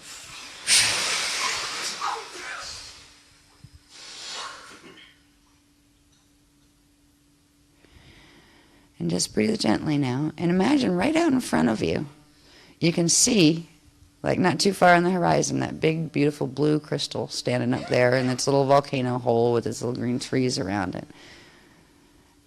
And you're still where you're sitting, but now it's in your space with you, out in front of you.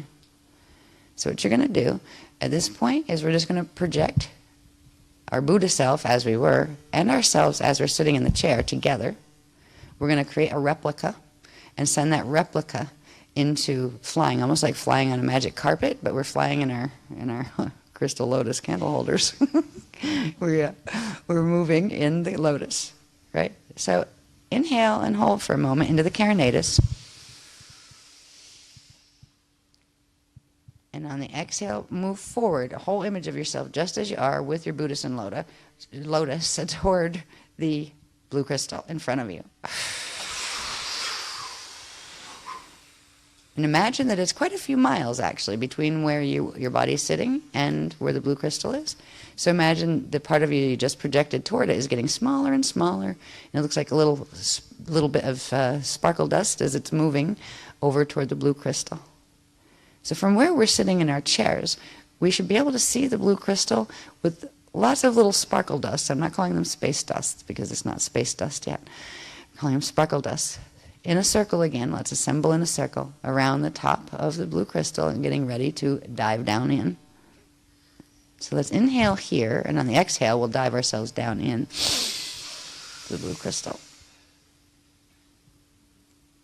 And dive down in as your sparkle self.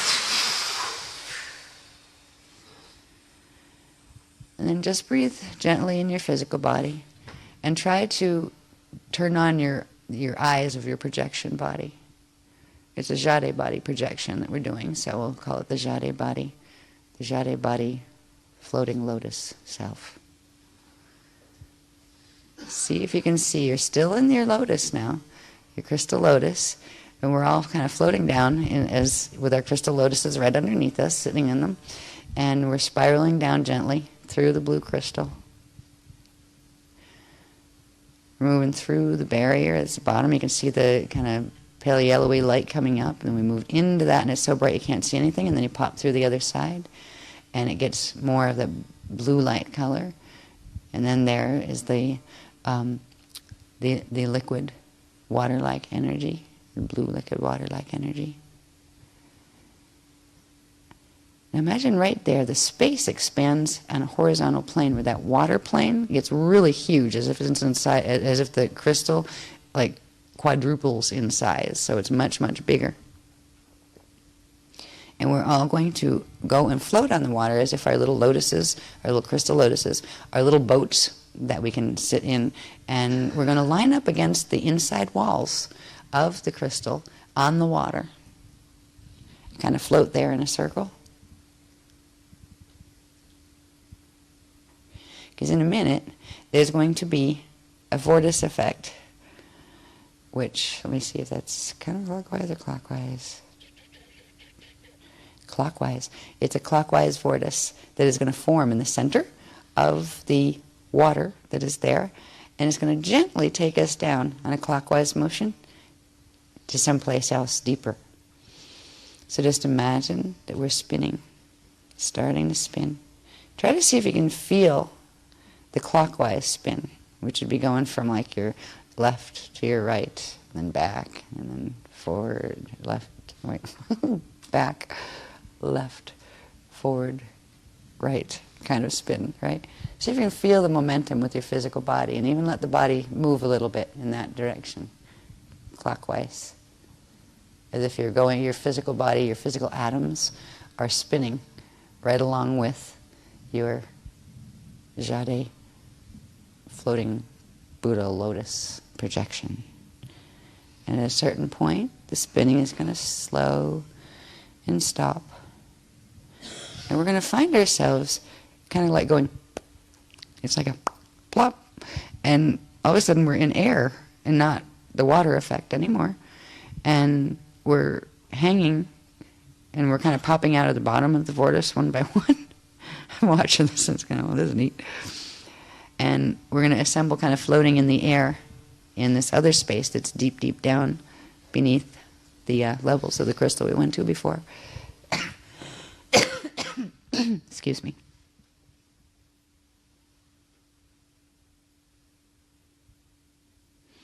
Ooh, okay.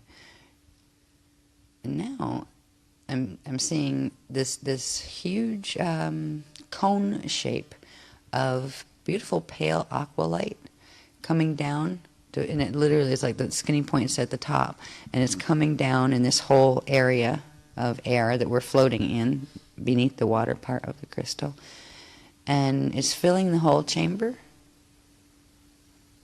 So we're being surrounded by this beautiful cone of like pale aqua light.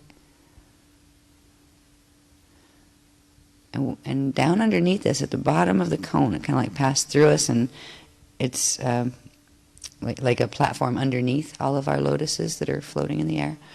It's a shield, beautiful, twinkling. It's like gold and silver one, pale silvery gold flashes with a little bit of rainbow sparkles.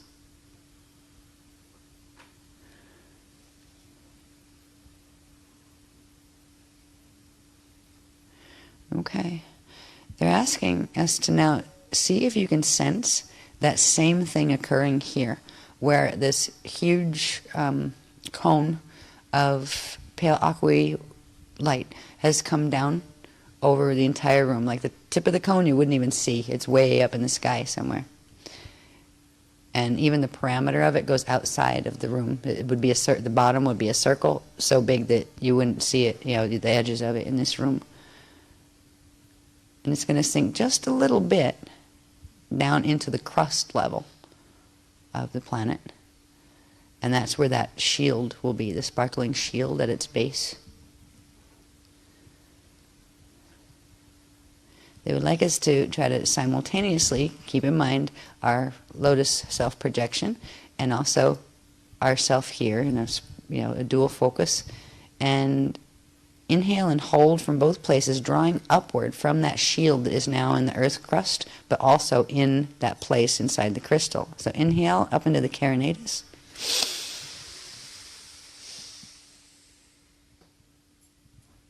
And just hold for a moment. We're bringing a quantum of this beautiful sparkling energy in. And then exhale gently and just into your own body. Just like don't move the energy. Yeah. And empty the lungs. And imagine you're going down now. Your focus is going down to the shield again and inhaling a bigger stream of that energy from the beautiful sparkling shield. Again, into the carinatus seal.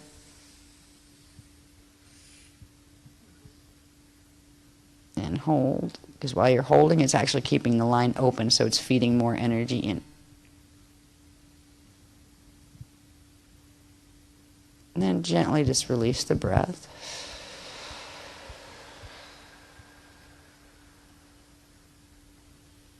And we'll take one more nice deep breath. and hold to bring more energy up in the carinatus.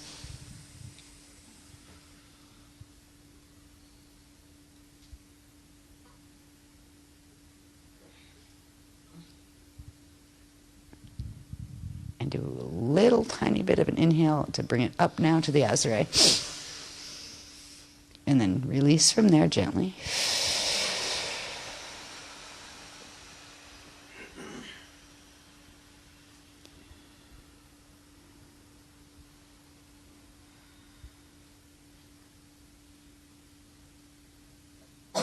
And in a moment, they're going to release what they're referring to as the stardust spark of transfiguration. So it's going to transfigure these three little quantums of, or quanta of energy that we brought up from that shield, from the tip way out, up in the air somewhere, of this big, beautiful aqua cone that's surrounding us and protecting us.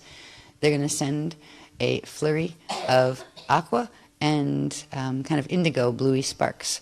Some of them are the hydrolase, living water, and connected with the Iran stream that we've been using before. So you'll see a little bit of indigo and also a little bit of sparkly gold and silver with it. And it's going to be spiraling down. And as we breathe in, we're going to like move our consciousness in a minute upward toward wherever that visible tip of this cone is. And then we're going to inhale some energy down from there to create our own little stream of this. This will be the transfiguration element that we'll bring into the quanta of the three that we already have. And when they come together, they'll pop, and they will form literally a living seed of Mashayahanic seed from the hubs of the Aquarian matrix. So imagine that the sparkles are coming down. They're not into the room yet. They're still way up in the cone, and we're going to go breathe up into the cone to actually bring them down. And at the same time, don't forget our projection that's in the blue crystal. The same thing is going to happen there. So the action is taking place in both spaces. So let's inhale our awareness upward into that cone that goes out into the atmosphere through the ceiling and the roof and everything. And when we get up there, just hold for a little bit. And it's on that hold that actually we're drawing in the sparkles. Imagine we're drawing them in. Now we're going to exhale slowly all the way down to the earth's core and back into the earth, like push further into the higher earth core. So, and imagine that stream of sparkles coming down with you. And as it passes through your Azare, there's a little pop and hum sensation, because the three quanta of the shield energy that we had brought up have turned into literally what looks like a silver seed. It's actually golden silver seed, but it looks mostly silver, and it looks like a Tribeca configuration with a little dot of aqua in the center, like a living little flame in the center. And it's like an aqua flame with rainbow colors around it. And it's very, very tiny. It's like a little nano seed. That seed will eventually grow, and we'll activate the seed when we begin the exercises tomorrow. We can begin the activation of it by using these tones before we leave. And these are the sheets of paper. And you can leave your person self in the blue crystal if you want to, where you can hang out there tonight, or you can pull it back just by inhaling from where it is in front of you. If you want to pull it back for now, you can pull that part of yourself back, or if you want to leave it hanging out in the blue crystal, eventually it will come back on its own, so you don't have to worry about it, getting lost or anything. So it's up to you. But that seed right now is in the Azare. We're going to use the breath to once again move it into the carinatus seal. So we're going to inhale to grab a hold of the seed, the silver seed, and use a very gentle little breath to bring it down into the Azare. Exhale.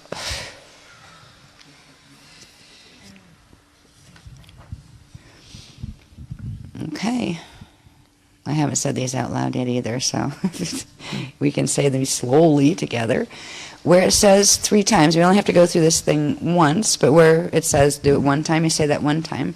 And then the part where it says say that 3 times, yeah, you say that 3 times, right? And then go back to the thing that you do 1 time, and then the thing you do 3 times. Okay? So, let me say this to my brain first before I try.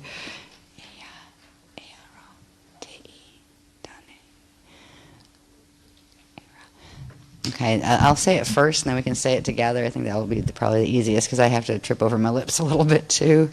All right, the first verse. Earo te idane. Earo te idane. The next one is Ipra ilesu ejun eta. Yeah, Ipra ilesu ejun eta. Now we have Isan distaro in ishtae.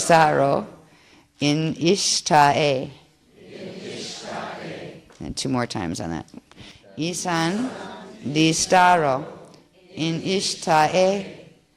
Isan distaro in ishtae.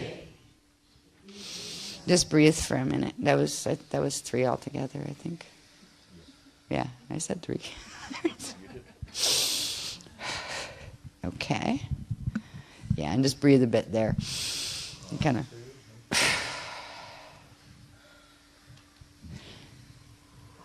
Okay, now the next one. Septa en shu are. Septa en shu are. Akumsa evo atone. Akumsa evo atone. Brihem, it's the E, small E. De asalo, de asalo, that's it, de asalo, there we go. Brihem de asalo ajem. De asalo ajem. And dista enta. Epe sira ajune. Okay, now we have to do it 1 more time, no, 2 more times, the whole thing. Yep, 2 more times, the whole thing. On the bottom. Dista enta epe sira ajune. Dista enta epe sira ajune.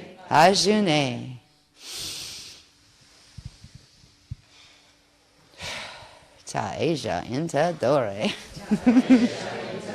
That's not on the paper, but you said inta dore ta Asia inta dore. Righty. We've got our seed tucked away in our Carinatus seal.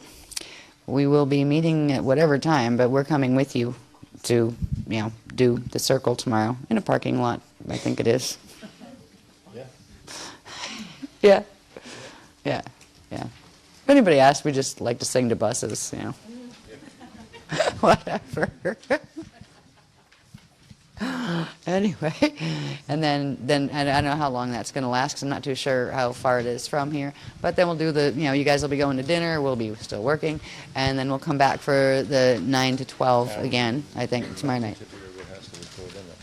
A rehearsal before dinner? It might have to be. If we're going to do a stand tomorrow night after dinner, yeah. And you're going to be working 2 or 3 hours or something. Okay, well, what do you want to say about just that? Stand by on rehearsal before dinner. Well, what time is dinner? I don't know. I don't think we're going to be back in time to do that, love. Well, all right, then there is the basket. Yeah. Hey, worst case scenario, we stay up later. We've done it before. Yeah, okay. Yeah, so we'll be seeing you tomorrow on site, and then we'll also be doing the 3-hour bit tomorrow night, 3-hour-ish. ish. Doing the stand as well, it'll be longer than that. Yeah, it might go a little late as far as like past midnight, but there's that lovely long bus ride to if you can sleep. I don't know if your bus was bouncy, but ours was bouncing all over the place. It was a lovely bus, but boy, it was like tried to lay down and kept getting bounced off the seats. Right, I just gave up. Drinks were bouncing out. There's a little cup holder. They're bouncing out of the cup holders. It's like forget sleeping. So I hope you enjoyed this segment, and I'm excited once they let me know what we were doing. Yep, see you tomorrow.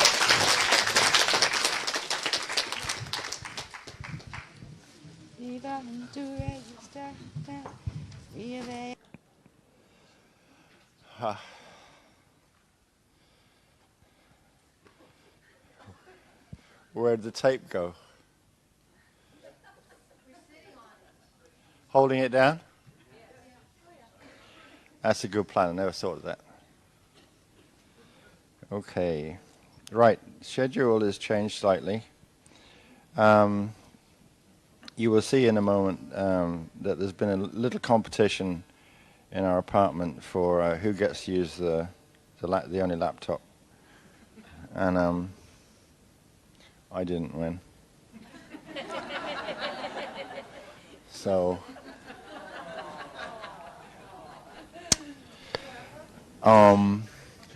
I've tried to use my best handwriting. The schedule then is going to be something on the following lines. In the next hour and 20 minutes, I'm going to prepare you in a partial rehearsal for, in certain respects, the main business of the trip, which consists in the activation of the density 1 transharmonic Merkaba doorway, which we left hanging over Skellig Michael. And since that relates directly to the relocation of the Ark of the Covenant and all the rest of all the other things that means, on my card marks it as the most significant reason for us all traveling as far as we have done and doing all the things we do to make all of that possible. So that's what we'll be doing in the next hour and a bit.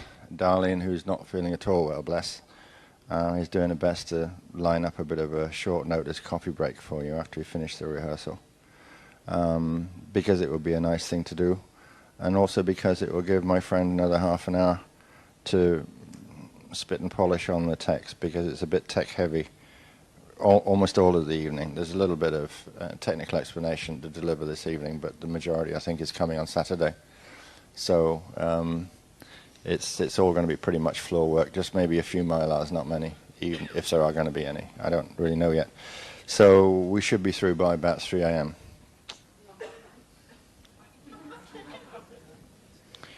That's what it's like, isn't it? So I'm not going to disturb your comforts on the floor, but we will need to use the floor in order attempts a grin here. We will have to do that, but just stay where you are, and I'll run through the outline of everything first before we bother to do that. And once you've stowed your personal gear off the floor, best to leave it where you store it. And you can bring it back if you want to, but you'll have to move it away again. Because pretty much the next thing we'll be doing, once we resume after the break, will be the stand itself. And then you'll be able to lie down, bring your stuff in, and get comfortable, and you won't have to move anymore until we're finished. So, just give me a second to separate my paper from my plastic. How many people have done the stand before? It'd be easy to say how many have not, because then I'll be able to see the hands. No. Oh, that's good. Okay. It's okay. What? Yeah, any of the round table stand work that relates back. Okay. All right. I think that what I'll do is I'll just first of all show you the summary of what we're going to be engaging in, and then I'll have to switch into. I think it'd be better to switch into the allocation of position and, if you like, command function. So then when I start to show you the layout, I mean, what we're doing is similar to but different from. It has common elements in it from the tribes period. where the stand consisted of two different configurations. One to do with elemental command, one to do with the Ruchet Divine Blueprint structure. But it's always easier, perhaps, if when I show the graphs that you know what part of the graph is talking to you. So if you're going to be north in part 1, then you're looking at the graph thinking that's where I need to be. And then when it's time to make a note of what elemental command expression in Anahashi you're going to use, you can make a note of the appropriate one because you know that that's the one you're going to be working with. Okay? And then the second part will have to do with you already knowing that your position in relation to the graph work is going to be such and such a position. So you'll be able to focus on the specific circumstances that relate to you individually. Okay? And with the things that I have in mind, some of you know are quite amusing, and those of you who have not done stands before don't understand what amusing means in this context. The reason for the tape on the floor is a breakthrough. It means I get to not feel like being bossy or even short-tempered or even amusing when I'm not being, or vice versa. It's very personal. This tape thing is very personal. And if it works, it will be so smooth, right? You're just going to love it, and we'll all lie down and roll around and be really happy about the idea. But if it doesn't work, don't blame me. Blame the beloveds. Okay. So,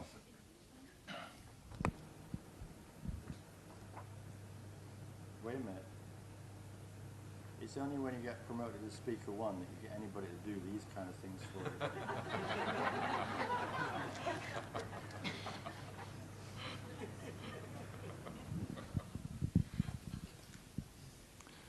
Now, there you see, it's a bit faint, but this is all about the competition for the laptop, you understand, don't you? Right.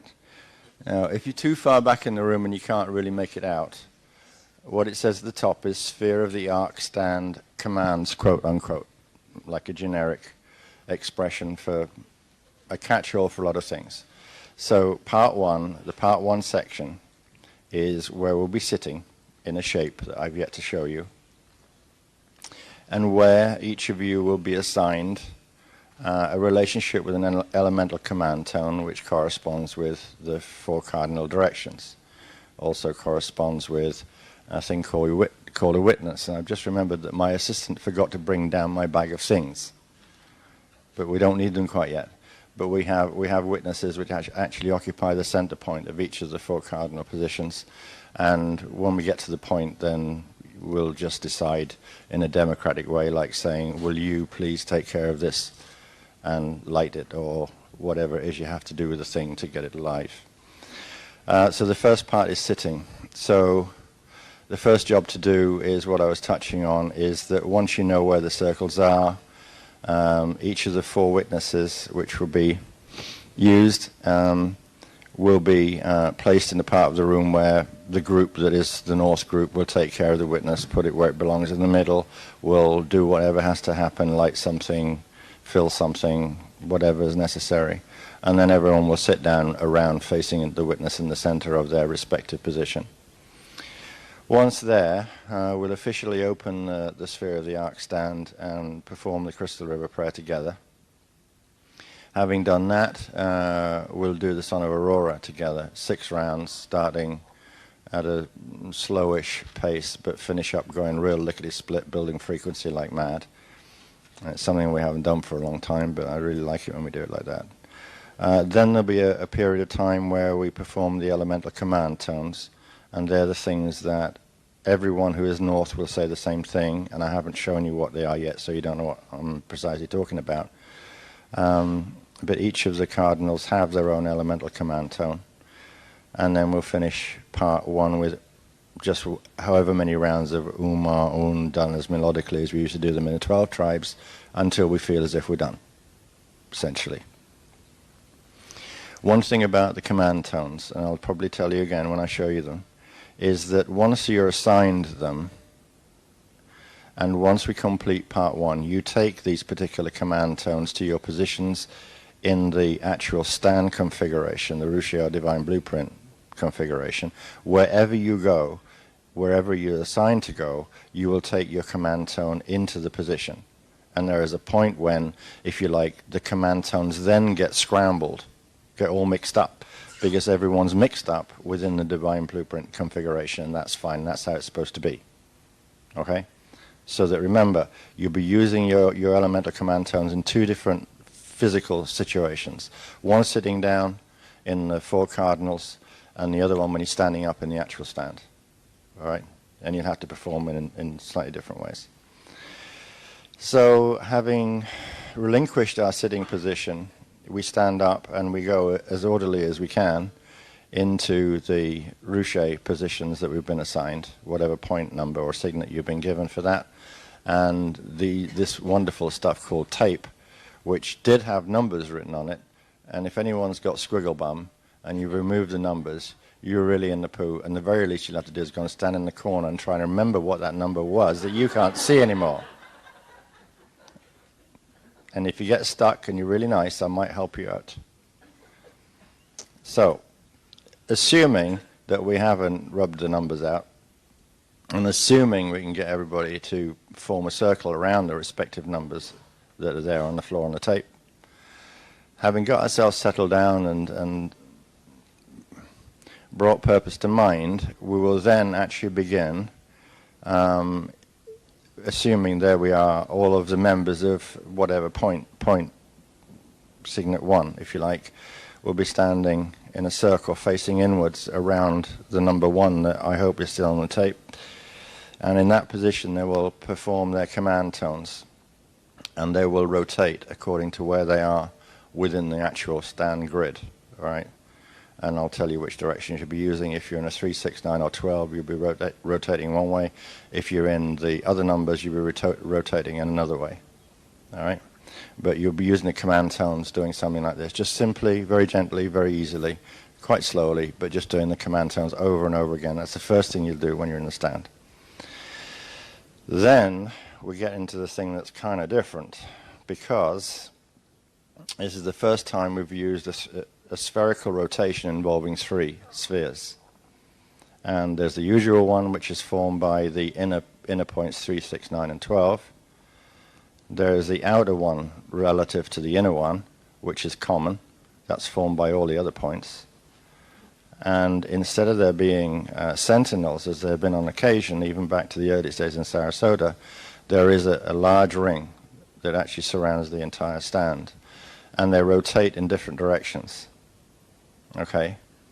And there are 3 phases where we do phase 1 doing one kind of direction, each of us, and then we go on to phase 2 and we change direction, and then we go on to phase 3, change the shape from 3 spheres back to 2, and oh, by the way, we're using different spin command speeds, and we're using Anahashi, not numbers. We're not going 33 1/3 anymore. We're saying it like we really mean it, okay? So they're the things I got to show you. We will finish off with doing 3 rounds, whole rounds, of the Song of the Ark, okay? Whereas so far we've only actually run through it from beginning to end 1 time. Okay, well we'll do that from beginning to end 1 time, 3 times. And when we get to that point, we may say we're done.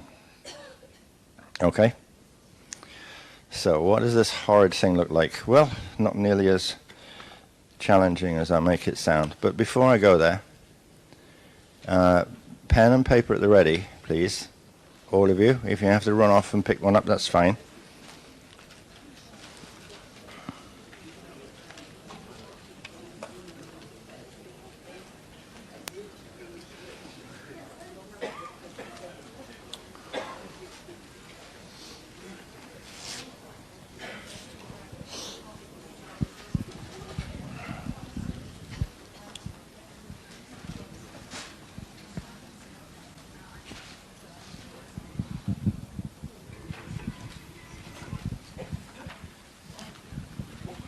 Are we ready?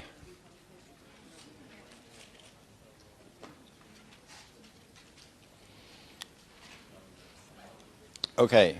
Now, the way I'm going to do this, or the way I'm going to introduce it to you, based on what I've done, is just simply random assignment. Okay, because I had to come up with inner circle, outer circle, sentinels, as well as people who are going to be in each of the elemental positions as well, out of the total number of people that we have distributed in a sensible way. So I'm going to address you in groups of 28 people. All right? So the first group, and this is alphabetical, so if your last name begins with E or F, this is not for you. This is from people from A to D. Okay, so people with the last name of A to D, every one of you, are in the North group. I'll read your name out anyway. And in reading your name out, just know, until I advise you differently, I'm addressing only the North group, and I will give a number where a number is cropped up. If a number isn't given, it means that you're occupying the third sphere, which is the outer circle. Okay? So this group, everyone, is going to show up, all 28 of them, will form a circle in part 1 in the north point. And the north point is there, Noel, isn't it? Yeah. So there'll be, this group will form a big circle over there. If the tape stays on the floor, we'll know where to put it. And 28 of them will form this circle, and they'll be the North group, right? So, addressing North group, Robert Ambrose, 12. Connie Langseth, 1. Helen Bablis, 1. Richard Beamish, 2. Pam Bound, 9. Christine Marie Bruhier, 4. Donna Burnett, 2. Curry Bird, 6. Ronald Carroll, 5. Beatrice Carroll, 4. Diana Chikursky, 7. Martin Clancy, 3. Sue Climpson, 12. Crosby, 9. Philip Crowley, 8. Diana DiPaoli, 5. David Del Bianco, 10. Joe Dora, 11. And that's the end of the North group. Okay? Now, the South group are people whose last name starts with a F. And if you don't find one in shift, you're in serious trouble. And it goes down as far as Samuel Mackay. So Vi Malmuth, you're in East group. So we've got the L, M, and Hollis, or round about there. So anyway, this is the East group, and we'll go on. Sorry. This is the South group. Sorry, and we'll continue with the East group afterwards, beginning with Malmus, Mastragostino, Matza, and going on from there. So, South group then. Listening up, Jackie Fay, 6. Mr. Fathman, 3. Lorraine Feldman, 7. Lillian Flynn, 12. Dennis Foley, 8. Patrick Frank, 9. Stephanie Froelich, 5. Petter Gerner, 10. Mary Grant, 7. Laurie Jewett, 11. Ashley Carrington, 8. Earl Kirshner, 1. Elizabeth Koo, 10. Rosalind Lane, 2. Karen Leonard, 11. Hills, Lyons, 4. Hollisaw, 6. Sam Mackay, 3. And that is all of the South group people who will be in the circle over towards the table where the order is.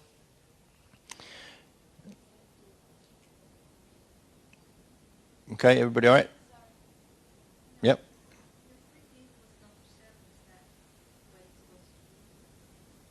I hope. I really hope we'll finish up with at least 6 people who are number 7. I really hope. You know, I got to check my own work.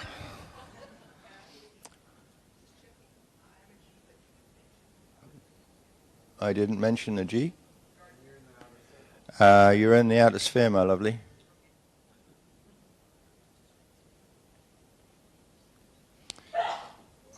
Get over it.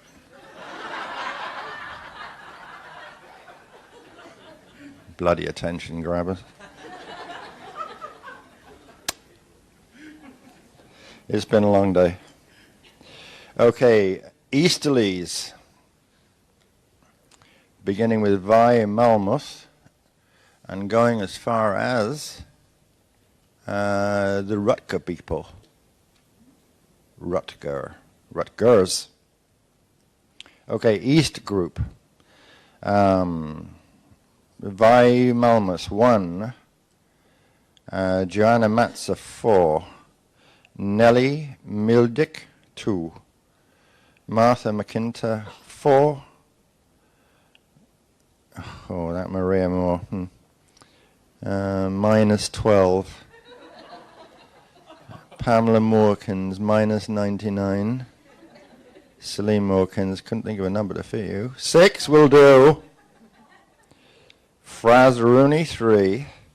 Michelle O'Reilly, that's a good Irish name, 5. Absolutely. Tara O'Sullivan, 7. Alina Popescu, 12. Susan Postel, 8. Anthony Dennis, 10. Louise Ram, 11. Marietta Rhodes, 1. Aine Roche, 9. Sherry Rundle, 2. Jan Willem, Rutgers, 5. That's the end of the East Group, and finally the Western ones, which I suppose you all gather goes towards Z or something like that. Anyway, Terry Shield, 6. Cisco Shipper-Jean, 12. Mary Smith, 3. Jeanette Smith, 7. Sonja Stanonik, 8. Rosie Toby, 9.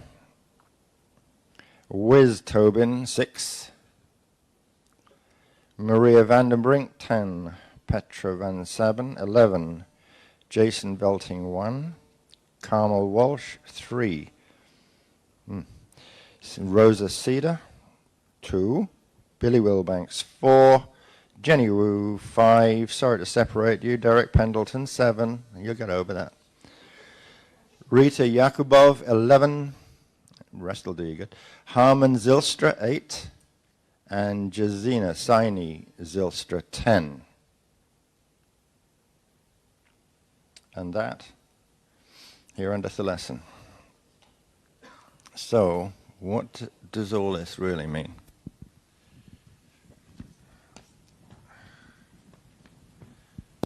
I will leave the registration list is here, right? I'll leave it on this table. Should anyone want to double check anything?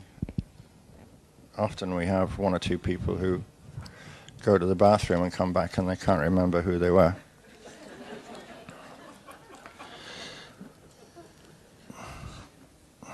It's said by some that I lead the group astray, and that's just how I do it. Sphere of the Ark stand, 16th of October, 09. I understand this is likely to change by the time we get to Saturday, too. No.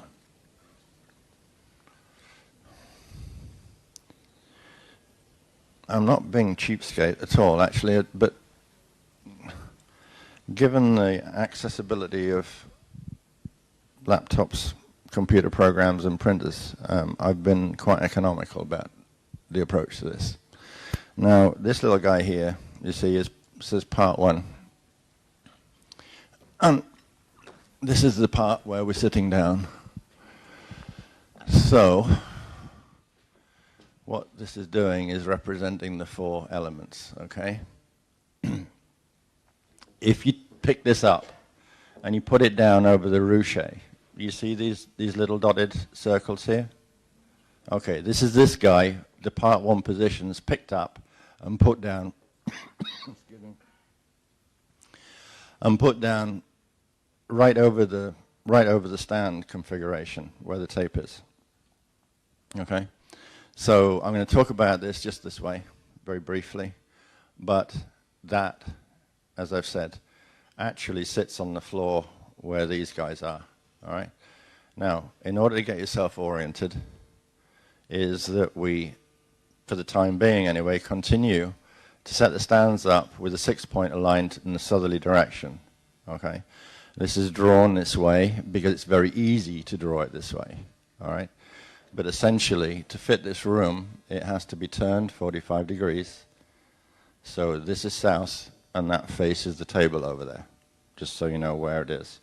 So south is by the table, north is yonder, and that makes where I'm standing west, okay? And the far end of the room is the other one. So this is south by the table. This is north over there, okay? And this is west, and that is east, okay? So west is just down here, and the other chap is yonder. Where to what? So I didn't get hold of the question. Yeah, so south is over there, north is over there, yeah, okay? And west is this way, and east is up there. So we will have, if whoever had that little lotus cluster of quartz would like to bring it in, then we'll use that little cluster of quartz to represent the earth element in that area, which is the witness for that. Up here we'll have a brand new candle, a Tesco's candle, guaranteed to work for at least 5 minutes. So we'll have to hurry along, and the fire will be up there. No, it won't. It'll be over there in the north. Then I've stolen the glass from the room, a vessel, clean and polished, breathed on with my own very own breath, with some charged water that Ash and I have prepared. So that chap will go over there, and then air. Can you believe it? We couldn't find incense anywhere. But I did find a lovely air freshener that smells of jasmine and freesia. But I did get a little saucer to put it on, so it looks more important. Yeah. So when we get to go to that point of go-go, right? So those of you who are the southerly lot will gan over yonder, and the northerly lot will gan where you're going. You'll get your individual bits of business set up in the center, right, really nicely, and we won't be joking when we get to that point, because we'll be deadly serious. I'll kick your bum. So we'll get all that set up, then we'll sit down, okay? We'll just do a few Christ our breaths and really get ourselves settled and focused, and then we'll actually begin the formality of all of it. We'll begin with the Crystal River, and then go through that sequence that I showed you at the beginning, all right? Once we finish floating around with the Umaun, that lovely melodic way we used to use in 12 tribes, when we feel we've done enough, right, then I will just from the center just call you to slow down and bring it to silence. And then you'll be asked to go and assume your stand positions, right, which is where your numbers come in, okay? Now, just to help you, this relationship, remember, is a south to north one. It's always aligned with 6. So here, essentially, south people will be close to the 6 point. So just giving you a little bit of reference, right? And 12 is yonder to it, opposite to it. All right, with the 3 and the 9, like that. Okay, so you got the configuration from it. So the south is here, the north is there, the west and the east people. So wherever you are, if you're an east person and you're an 8, you're going to make your way across to here, right? And get yourself together with the other 8 people. All right? Simple stuff. And if you happen to be working in part 1 in a northerly position and you're a 2 or a 4, then you've got to wander all the way across to the 2 point and the 4 point. Okay? So there's just simply a physical transition from one location to the other. And when you leave any of the locations, like I mentioned at the beginning, if you're going from here, having worked with a Northern Elemental Command, and you finish up in 6 or 5, wherever you are, you take your Elemental Command tone with you. And when you get to that place, and we do the little, on-the-spot rotation in your Signet 5, you'll be a circle of people around the 5 point. And you'll just rotate in your position in the circle, doing the Elemental Command, all right? And all of that will be done like that before we start, messing about with these particular parts of it. All right, that will be the first thing that we do. Now, when we have completed that stage, you'll notice that we move into almost strictly movement, right, where we're developing the CO pillar, right? We're really building the frequency in a very serious way. So what will begin to happen is that we will come to a stop when we're doing the individual on the spot stuff, and we'll just, you know, get to the place where we're paying attention and ready to peel off from our little circles around the signets, okay? So because what's going to happen is, and can you, or can we? All right, thank you. So any of the four inner points, okay?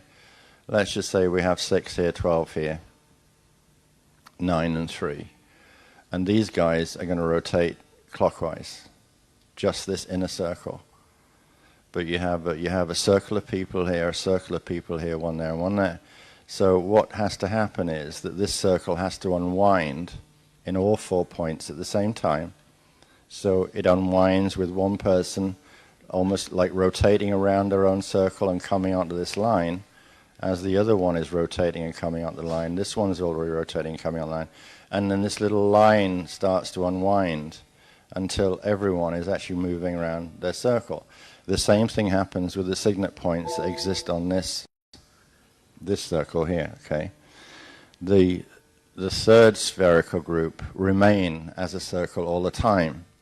And if you're able, as you will in a little while, you move all the bodies back, you will see that I and Noel and Crosby, we actually put pieces of tape that actually indicate on a dotted line basis where that third sphere actually is and what the true circumference of that third sphere is, okay? And the taping on the inner will help people with their rotation and the kind of geometric integrity in every way. So the quality of this ought really to be a lot better than some of the difficulties in remembering where a little bit of tape on the floor, whether it's yours or someone else's and all that kind of problem. So I'm really just pointing out that when you come into the spherical rotations, that each of the signets actually unwinds in an orderly fashion. You just don't break. You know, I want you to unwind into the bigger sphere in each of the points in these 2 spheres. So this is the point where I will show you the sheets and you can make a note of the language that you're going to have to use. But in this first one, the inner 3, 6, 9, 12 points will be working with the 45 Merkaba speed. That's the combination of these 2 characters. And they'll be going clockwise. The outer, or the 1, 2, 4, 5, 7, 8, 10, 11 signet people will be doing the rotation counterclockwise initially, and they will be using the command for the 11 2/3 speed, while the outer third sphere will be doing this rotation working with the 33 1/3. Once we get this underway, at this point, we will do 12 rotations each. Because of the time it takes a big to make an entire lap around itself, this one will take the longest while. This one will be done first, and this one somewhere in between. And all it all needs to do is to recognize that the inner sphere will be done. It needs to stand quietly, okay, and continue to utilize the language that supports this speed. This sphere here will come to rest sometime after this one. They stand still and continue to recite this until the outer sphere completes its 12th and stands momentarily, just continuing just for a few seconds, 5 or 10 seconds, and then we'll just wind that down, come to silence. Before then, we change the rotation and we change the speed commands. So the inner group will go from 45 and start to work with 1123, and they'll change direction from clockwise to counterclockwise. The inner sphere will also change direction, and they will change from 11 2/3 to 33 1/3. And the outer will change direction also, and will assume 45. Right? Now, the final act is when We've done 12 rotations of each of the three spheres. We've done the same. We behave the same way. This group stops first, continues to use the 11 2/3 command.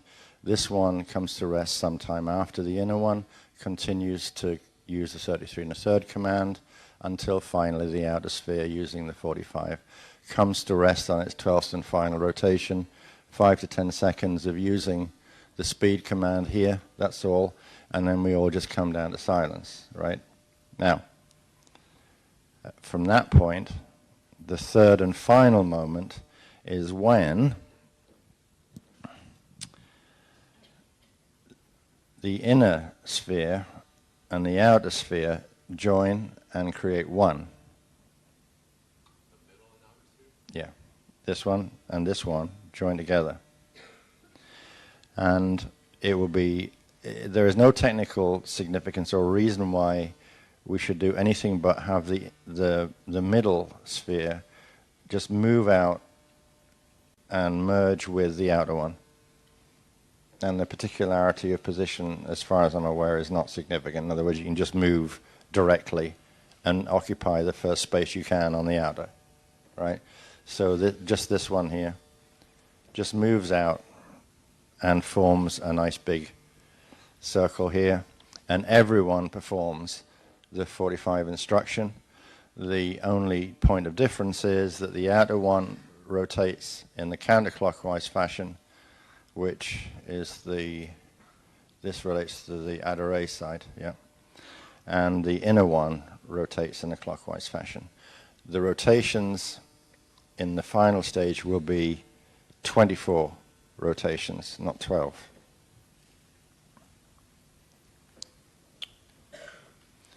Everybody okay with that? Is that clear? Good.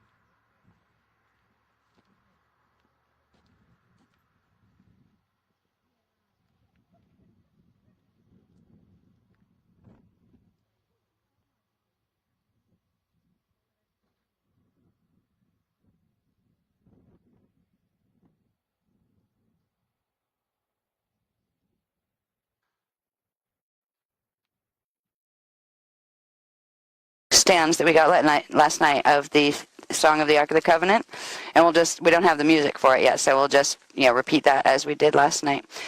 Once we get that far, we will then there's a journey type thing that they're going to have me run live with my little scribbly notes. And what the purpose of what we're doing is we're going to build what is called a space-time conjunction point. It's going to, when we leave, there will be a large shield, like a glittering shield, underneath the circle. And then we're going to project that over. Now, we can't see Skellig from here, but Nola said that if we look at the White House over there, across the water there, and go up where the little hill steps down right above it, and just a little bit to the right of there. If we aim for there, once we're at the stage where we're breathing the shield over, that will keep it in, the direction of Skellig. I wish we could have gone out on the boats, but they told us we couldn't. Yeah, yeah, except so it's more like a U shape we're going to form then. Yeah. Oh, excuse me, I have a cough coming on. Mute.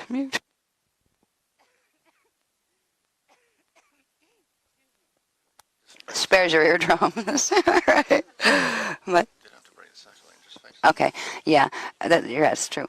What we can do is we'll keep in the circle, but face in that direction. So the whole time while we're doing the sound and everything, it's carrying, in that direction. So just imagine that we're creating a line, a projection line of energy that we're carrying up over that house and, into that area of, where the sky meets the little step, and then just a little bit to the right. So it will actually send the energy line out that way. And that answers something where that I was wondering why the Beloveds had me do it when we had been in the lobby and they have that big picture, a close-up of Skellig Michael. For some reason, the Beloveds had me stand in front of it and do this breathy thing, like connecting through psychometry with the actual site. And I was like, okay, what are we doing that for? Right now, I didn't think of that. Or we would have just said, everybody try that. No, we would have made a scene in the lobby. Right? Everybody going, breathe it in the picture. But now I see why that they wanted to do that, because it picked up enough of the encryption. So we'll send that encryption with it, so it will hit its destination, and we will slide that shield over there. It'll actually be that we'll create one here, and one will stay here, and it will actually do the ×2 replication, and one will slide over there. Then when we get back this evening, when we do the first level, the density 1 level of the Merkaba activations, the transharmonic Merkaba activations, that will pop this shield into the transharmonic doorway. So that will be the beginning, and then we'll do the same thing when we get back up to Dublin, and it will activate it to density 2 level, which means it will create a sphere of destiny, which is a large sphere with the fully activated Merkabic structure inside. And it will also create one up in Dublin, so there will be 2 of them. There'll be another one created in Sarasota when we do the energy work there. And progressively, we are creating temporary safe zones, but also zones that will build a base of frequency that will assist lots of people on the planet. But we can talk about that more when, on the last workshop. So for now, we're just going to do the 3 opening things: Crystal River Prayer, Elementor Obcall, and the Stone of the Ark, first 2 stands. And then I will go live and read whatever it is the wave's going to bring through. So let me see I have little scribble notes of, here, do this, this, and this, right? This is how they give me this thing. It's like hieroglyphics. I can't even read it half the time. Okay. Right after we do the shield. My man is mumbling to myself here. Okay. Feel the shield under. Right. The water.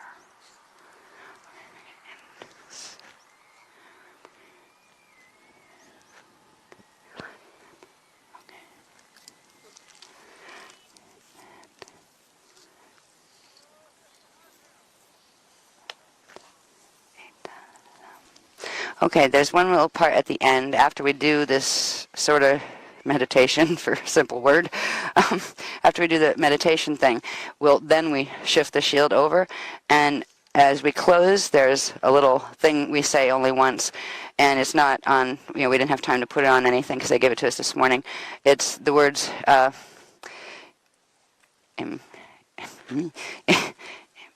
Imipta Eta Lam. So I will repeat that, and then you can repeat that one after me at the end, and that closes it and, does the send and beginning activation. And what the shield is going to be, it's an activated circular disc, a shield, that will sit in the ground and wait for the next stage of activation, which we won't be able to do until we activate our own selves to that level. Then we will be able to track it back into this shield set. Alrighty, so what time is it?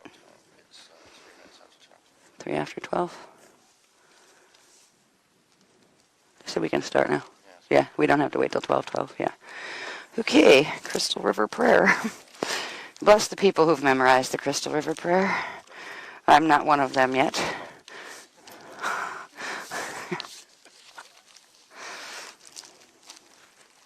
So, as we do the Crystal River Prayer, I'm going to go on mute because as I'm stumbling through it, a lot of you are better at saying this than me, so I'm not going to be stumbling through it in your ear. So I will go on mute for this. If I can find the mute button. There we go.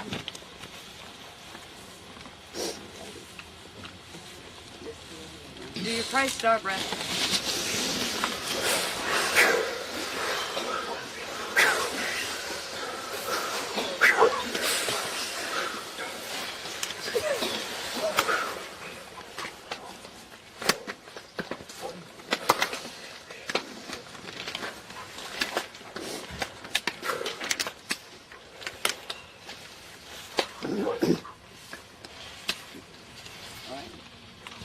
Okay. 1, 2, 3, go.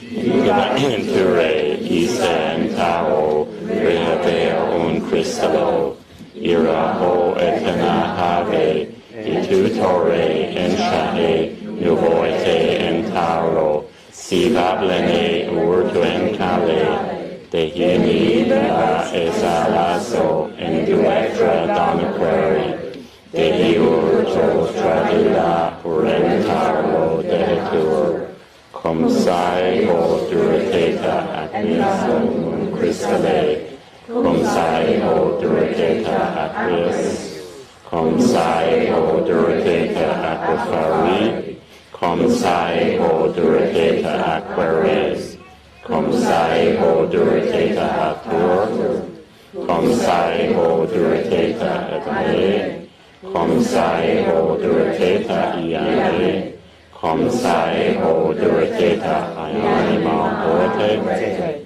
cum sai ho duritata usuales undurosete, cum sai ho duritata usurore, beniduro amencia usurore aquiam, benihale ishanue usurore aquiam, beniurame ratagentu usurore aquiam.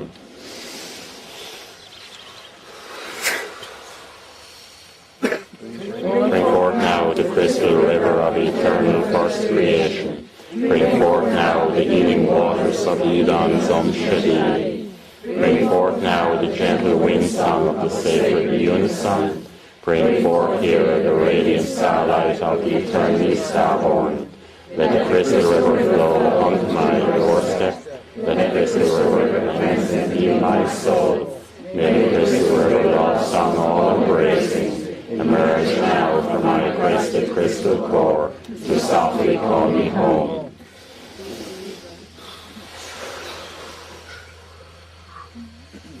Viva enture ista entao reavea un cristalo.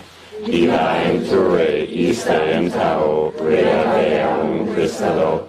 Viva enture ista entao reavea un cristalo.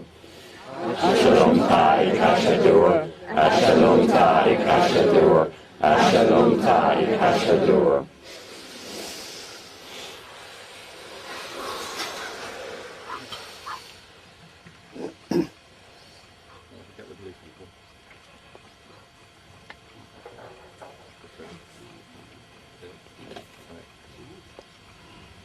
In Melchizedek Cloister, Emerald Order, Holy Order of the Inside, Sacred House of One.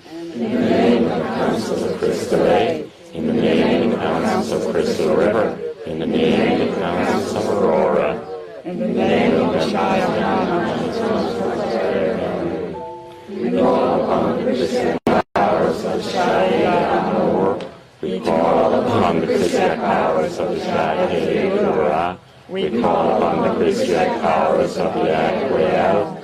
We call upon the Christian powers of the Ethelea Christae. We call upon the Christian powers of the Itaur Chalet.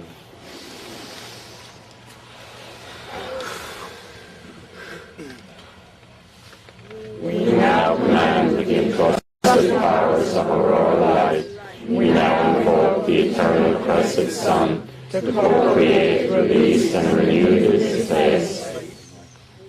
Now declare in eternal sanctification this place, this land, and all within, into the Christian protection the Spirit of Urtasal rise, the power of Urtasal heal, and the wisdom of Urtasal here within preside, in the name of the eternal Christopher's creation, and by the divine vehicle of the Deo Christopher.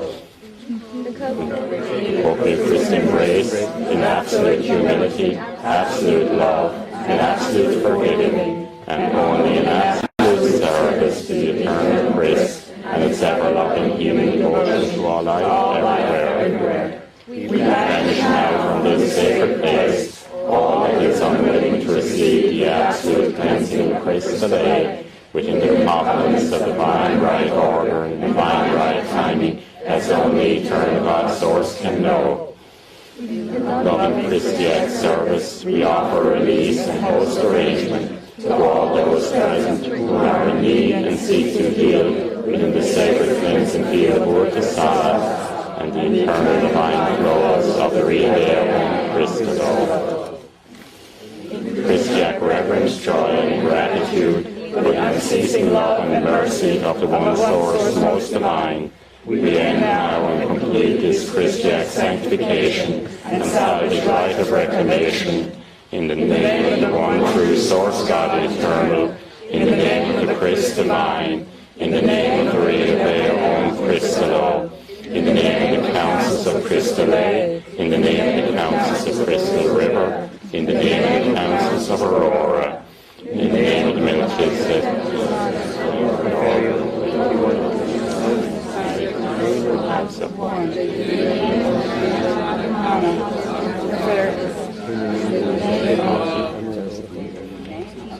The eternally Christian, I am this I am. Taisha into joy, Taisha into joy, Taisha into joy. Now just one round of the song, okay? At a good pace. Itu atatayate shalate wetahe. Bitu atatayate ishanu anashale. Ishmata entedurete. Isala enteshadure. Sanu enle talusha endeutale. Mishablende sunuake. Lava unishmatae, ortu menteshe shali. Lava unishmatae, esnaveho ensade kali. Mika urdu et shadae, nifake ente shalure. De salae luruja en deishmanei, de kubena iruae.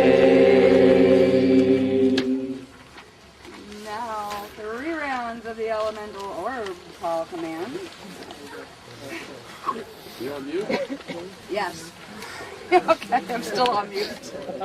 So I'm not screaming in your ear, basically, when I'm doing these. Alright, so 12 exactly, interesting.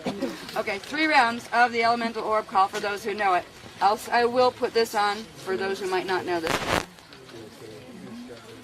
Okay, now I'm on mute. Ashe Nira Otasa, Ashe Nira Otasa, Ashe Nira Otasa.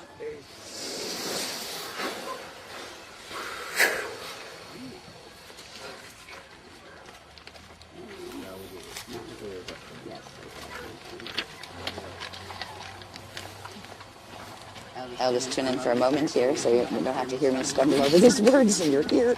We're going to do just the one round of the whole part 1 of the Song of the Ark of the Covenant.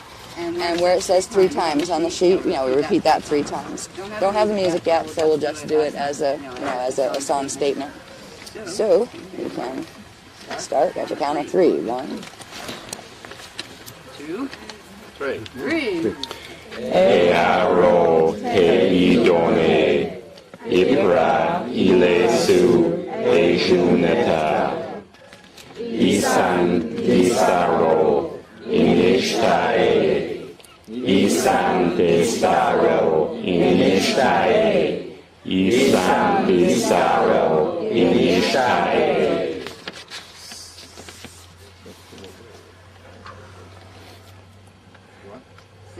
Septa ene shuare, acunsa ego etone, prihem dia salo agem.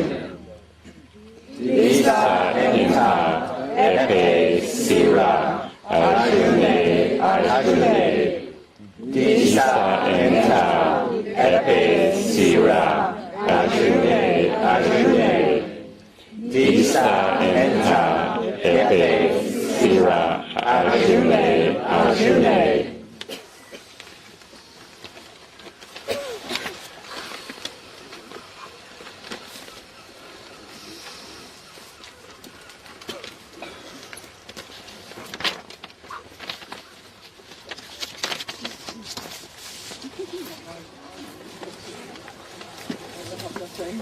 All righty. Now, we will do the live wave on the shield activation. Now that we've got it vibrating in the grids below our feet,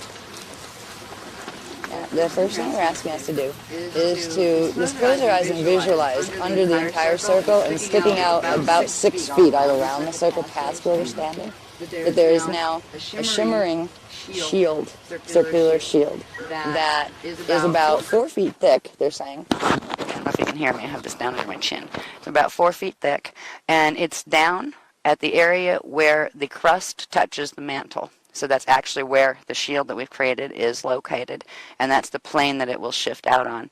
Will start out on, because it's actually going to go up in the air and go over the horizon there when we send it. So this is the beginning. We've got the grids vibrating in the circular formation. Let me see here what they want to do next. Okay. All right, next, if we can remember, I think it was last night, where we did our crystal lotus Buddha thing, where we created a little version of ourselves in our mind, sitting in our crystal lotus. I like to call it the crystal lotus candle holder, where we're sitting Buddha style in that. So we're going to do that again. We're going to visualize it inside, behind our foreheads, and then we're going to use the breath. And actually, they're going to have. All right, they'll go live with it now. All right, so hold in mind for a moment the image of yourself in your crystal lotus flying machine. 48 petals. Yeah. Okay.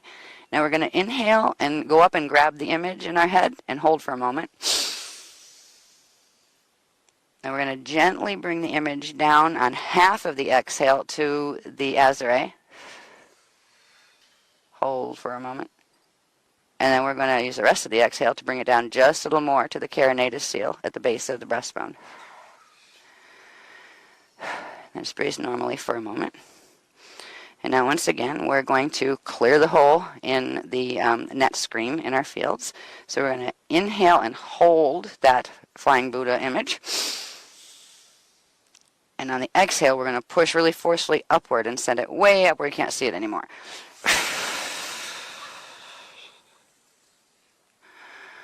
And then just breathe normally.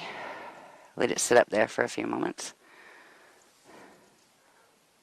Now we're going to inhale up and use the inhale breath to go up and catch it. And on the exhale, we're going to actually run it really forcefully down through, all the way down into Earth's core, and then through the membrane into higher Earth's core.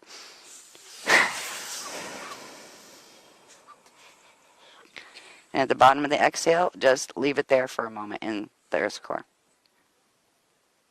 And then gently inhale it back up into the Azure point first. And then a little exhale just to drop it down to the carinatus seal.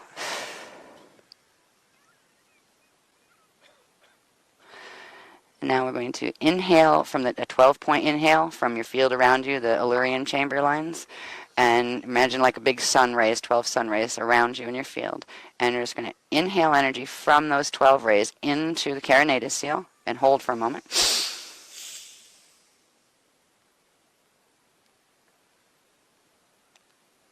And on the exhale, we're going to puff out our Buddha into full life size around us. Try to feel the presence of your sitting down self that is in the Buddha sitting position within its 4 sets of 12 petals of the crystal lotus vehicle. And feel that your feet are actually on the plane that would be the inside bottom of the lotus vehicle, the crystal lotus.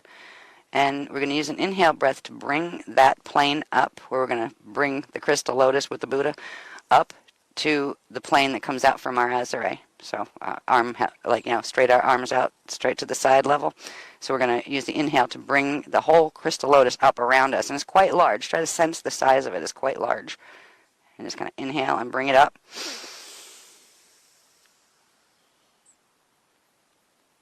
And on the exhale, we're going to project it out that Skellig Michael line, and we're going to land them in a circle on the top of Skellig Michael.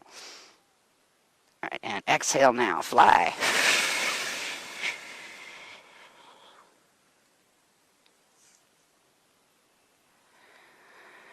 And then just breathe normally for a moment.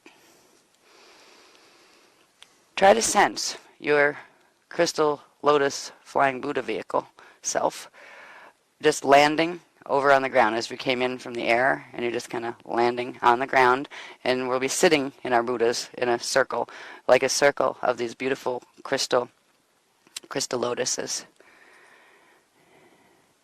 Now also notice over there, in the parts of ourselves that have projected there, I'm seeing there's a spiraling column, a very thin, like little tornado effect, coming from somewhere way up in the sky, coming down in clockwise. It's coming down in a clockwise rotation into the center point in the shield.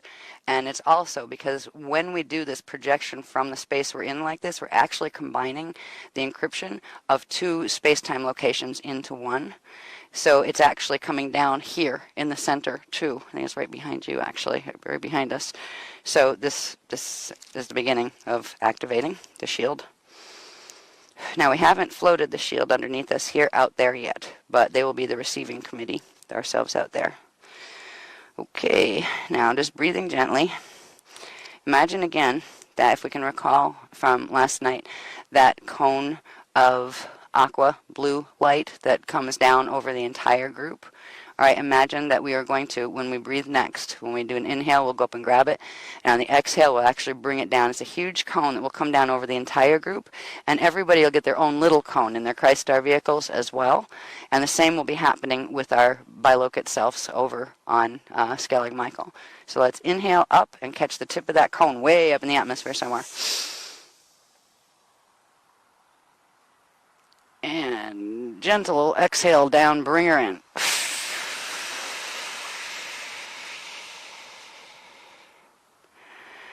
And imagine that the cone is so large that it keeps going down. The tip, we can't even imagine where the tip is. It's so high. So it's going down and down into the shield that we've set between the crust and the mantle.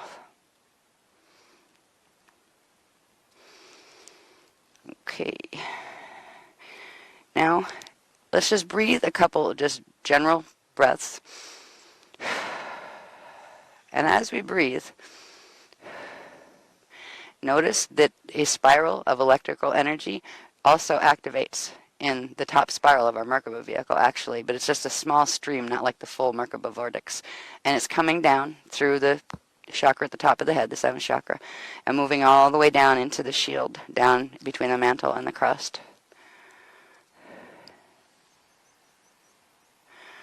Same thing is happening with our bilocate crystal Buddha selves.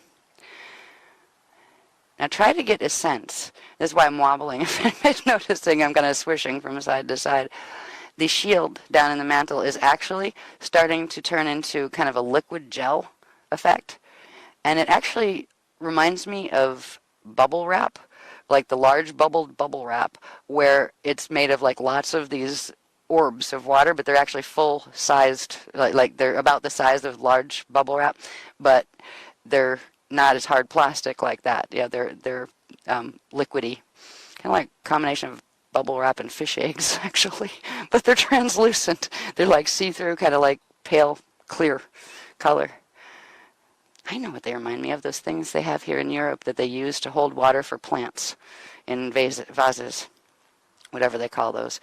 Anyway, try to get the feel for down underneath the shield that was a crystal shield before, which is a bit more just solid.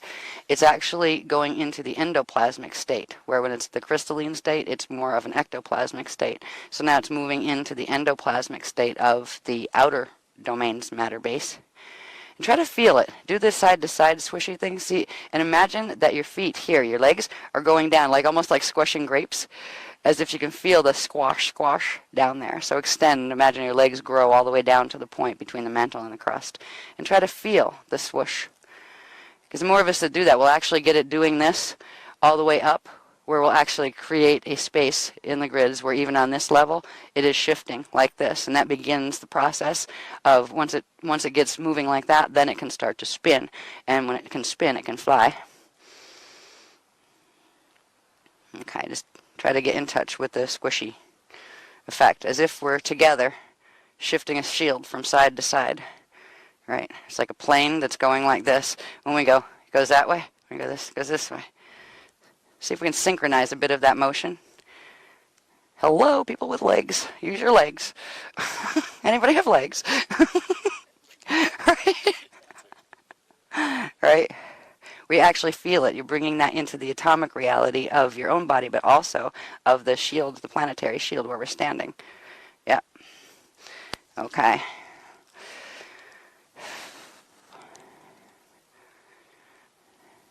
Okay, and now we're going to get ready to lift the shield and fly it. Except it's not going to come straight up like a plate underneath us. It's actually going to come up more like a spaceship at an angle where it's laying flat like this now. And as we inhale up, it's going to actually tilt and go like this. So by the time, it's like this down in between the mantle and crust right now. And when we start the breathing, the push breathing to send it, it's going to angle like this and fly out from under us. And actually, by the time it hits where the water is that you can see, it will crest up out of the water and go flying over the White House and over the area behind it, following the line that we sent out with the Buddhas to Scalig Michael. And then we'll see what to do to anchor it with our Buddha selves over there. So we're going to begin the shield movement. Okay, there's a specialized breath that I don't know yet. They're going to teach me. Hold on. Okay, I got a cough. Hold on. Excuse me. Get ready to breathe. Cough. Habit of smoking. Okay. Oh, that breath. Oh, cool. All right. All right.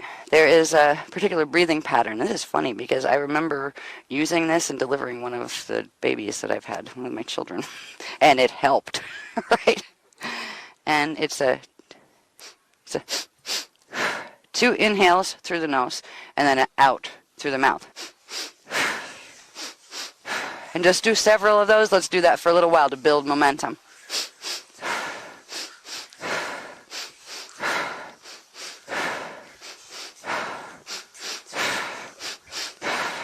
And then the next one, we're going to go and hold. And now send a forceful burst of the exhale downward in a pillar, really like down into the shield.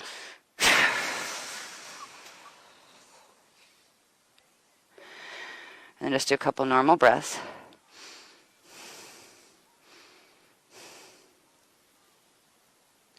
Now we're going to do a couple of rapid breaths, starting with empty your lungs completely and send them down to the shield, way down into between the earth and the crust and the mantle.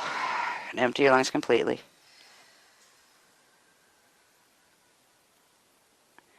Now we're going to do a set of rapid ones. We'll inhale and bring a pillar of energy up and shoot it like up out of the top of our head into somewhere you can't even see. So you go. And then bring it down again. And we're going to pick up the speed of this. Up, down, up, down.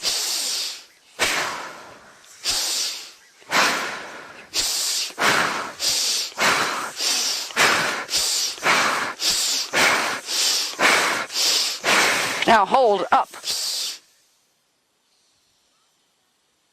And now we're going to push forward with the exhale.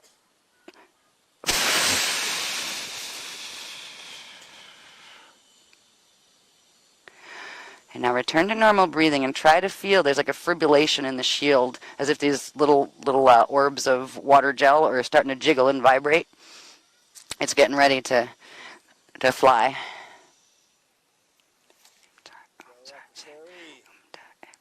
Yes, our little blue friends that have been hanging with us are hanging in the shield at this point. They're going to ride it over.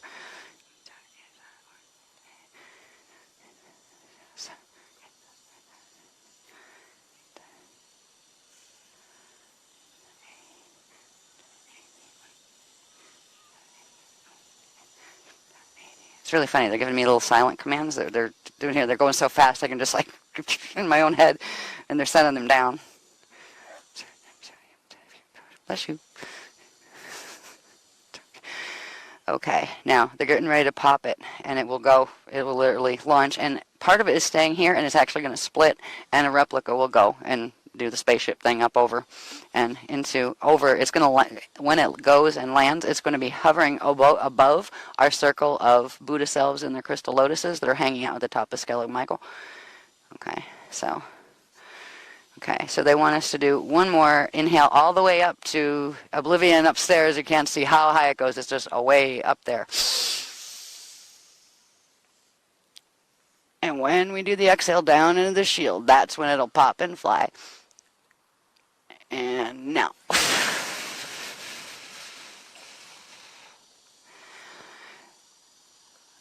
It was cool. If you close your eyes, you might actually be able to see it's going in slow motion. I thought it was going to go really fast. It didn't. It's kind of going. It's not crested the water yet. Oh, neat. Okay, we've got the little blue drop people, the aqua fairy ones, hanging out, waiting for it to come up out of the water. They just said when it crests the water, it'll go fast. Right? Okay. They're saying it's coming, it's coming. Okay, hold your breath now. Up. And push toward it. It's coming out. I feel like we're giving birth. All right, there it goes. Whoa, that was fast. It went. It's like just for a second, I could see like a flat saucer-shaped thing kind of crust the water and just went flying so fast I lost it over the White House. All right. You'll find it again. It's going over. You know where it's going. It's going over the Buddhas. Okay, so let's breathe normal for a moment. And try to tune in to your Buddha bilocate self that is over on Skellig. Try to feel that self sitting down as if you're in the same place with it. You're standing, and try to feel that self sitting where your head is kind of like here in your middle. Again, try to feel around you right here the crystal lotus, 48-point crystal lotus, and also the one that's there. And now for a moment, try to actually sense that you are on Skellig Michael. Try to tune out the fact that you're in this body and try to feel yourself sitting there in this circle with this physically manifest crystal lotus thing around you where you're sitting comfortably in the center of. Try to look around with your eyes closed here and see the sea views that you can see from Skellig Michael. Try to feel the presence of this. They said at least 6, but more like 12 people have been here before on Skellig Michael Island. 3 of which lived there permanently in different incarnations. I wasn't one, I know that. I've been there a long time ago, though, and it was not an island in the same way. All right. Okay, now, as we're sitting there and feeling ourselves as that group of people there, we're going to bring the shield down because it's circulating over our heads probably about 60 feet up in the air, and it's going to spiral itself down. And again, it's got two layers of its own disc. One goes clockwise, one goes counterclockwise. So let's just breathe here and there up to reach it way up in the atmosphere. Once we've reached it, let's just very gently exhale down. Try to feel the point when it passes through our physical bodies on its way down to the earth over there.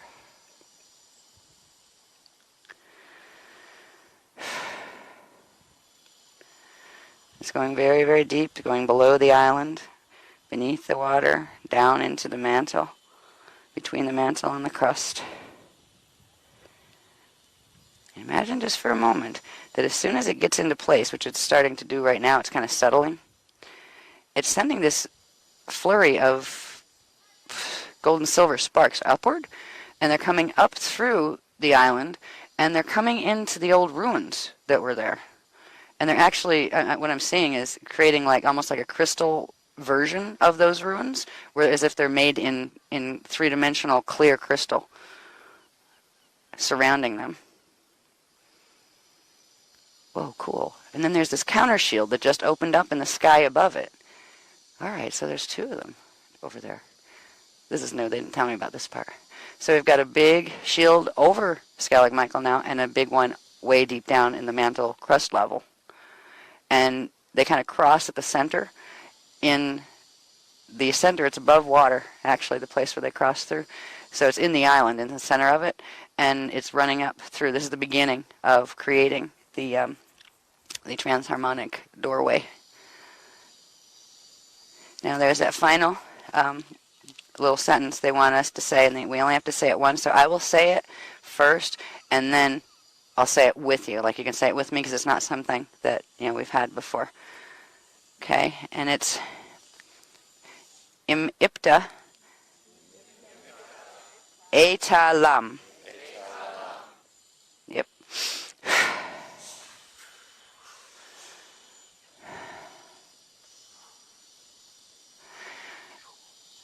And they're saying, if you don't mind, leave your Buddha selves over there for now, and they'll come back in later because we're going to still use them, use the anchoring spot we have over there, since we're over there already, this evening when we do the density level 45 snap activation of the transharmonic Merkaba fields, our personal ones and the big one we're going to build in the stand, because we're doing a stand tonight. We have a really lovely large room over there to do it into. So this was part one of this. This is actually, what do they call this? They're not considering these techniques, they're considering these grid work items. So there's going to be a difference between techniques and grid work items. The techniques are ones that you can go and play with at home yourself, where the grid work is employing the things we've done with the techniques in order to create the planetary stewardship endeavors. So we'd like to thank you for being here with us and for helping us create this, helping us with the sphere of destiny as we are building the stairway to real heaven, which is higher earth at the moment. So we'll see you back. You guys are what? Ask them if anyone has a compass that I could borrow. For this evening? Yes. Oh, Asan's wondering if anybody has a compass with them that he could borrow for this evening so we can line up the stand. Yes? Mary, thank you. All right. Alrighty, so as far as today, people can do what they want here and then go for lunch or what? I don't know what the coaches are doing. What are they doing? They're waiting. They got their program. Oh, you're going to Waterville, so you've got your program. Yeah. Cool. Okay, because we're going to go back because I have to get the program for this evening. They haven't taught me the breathing yet, that kind of stuff. They know me. I wanted to do it and disappear. It's like, no, not yet. So anyway, thank you, and we'll see you this evening. We're still aiming for the 9 to 12 frame, but it may go a little later after 12. So we're on a roll. Thank you, guys.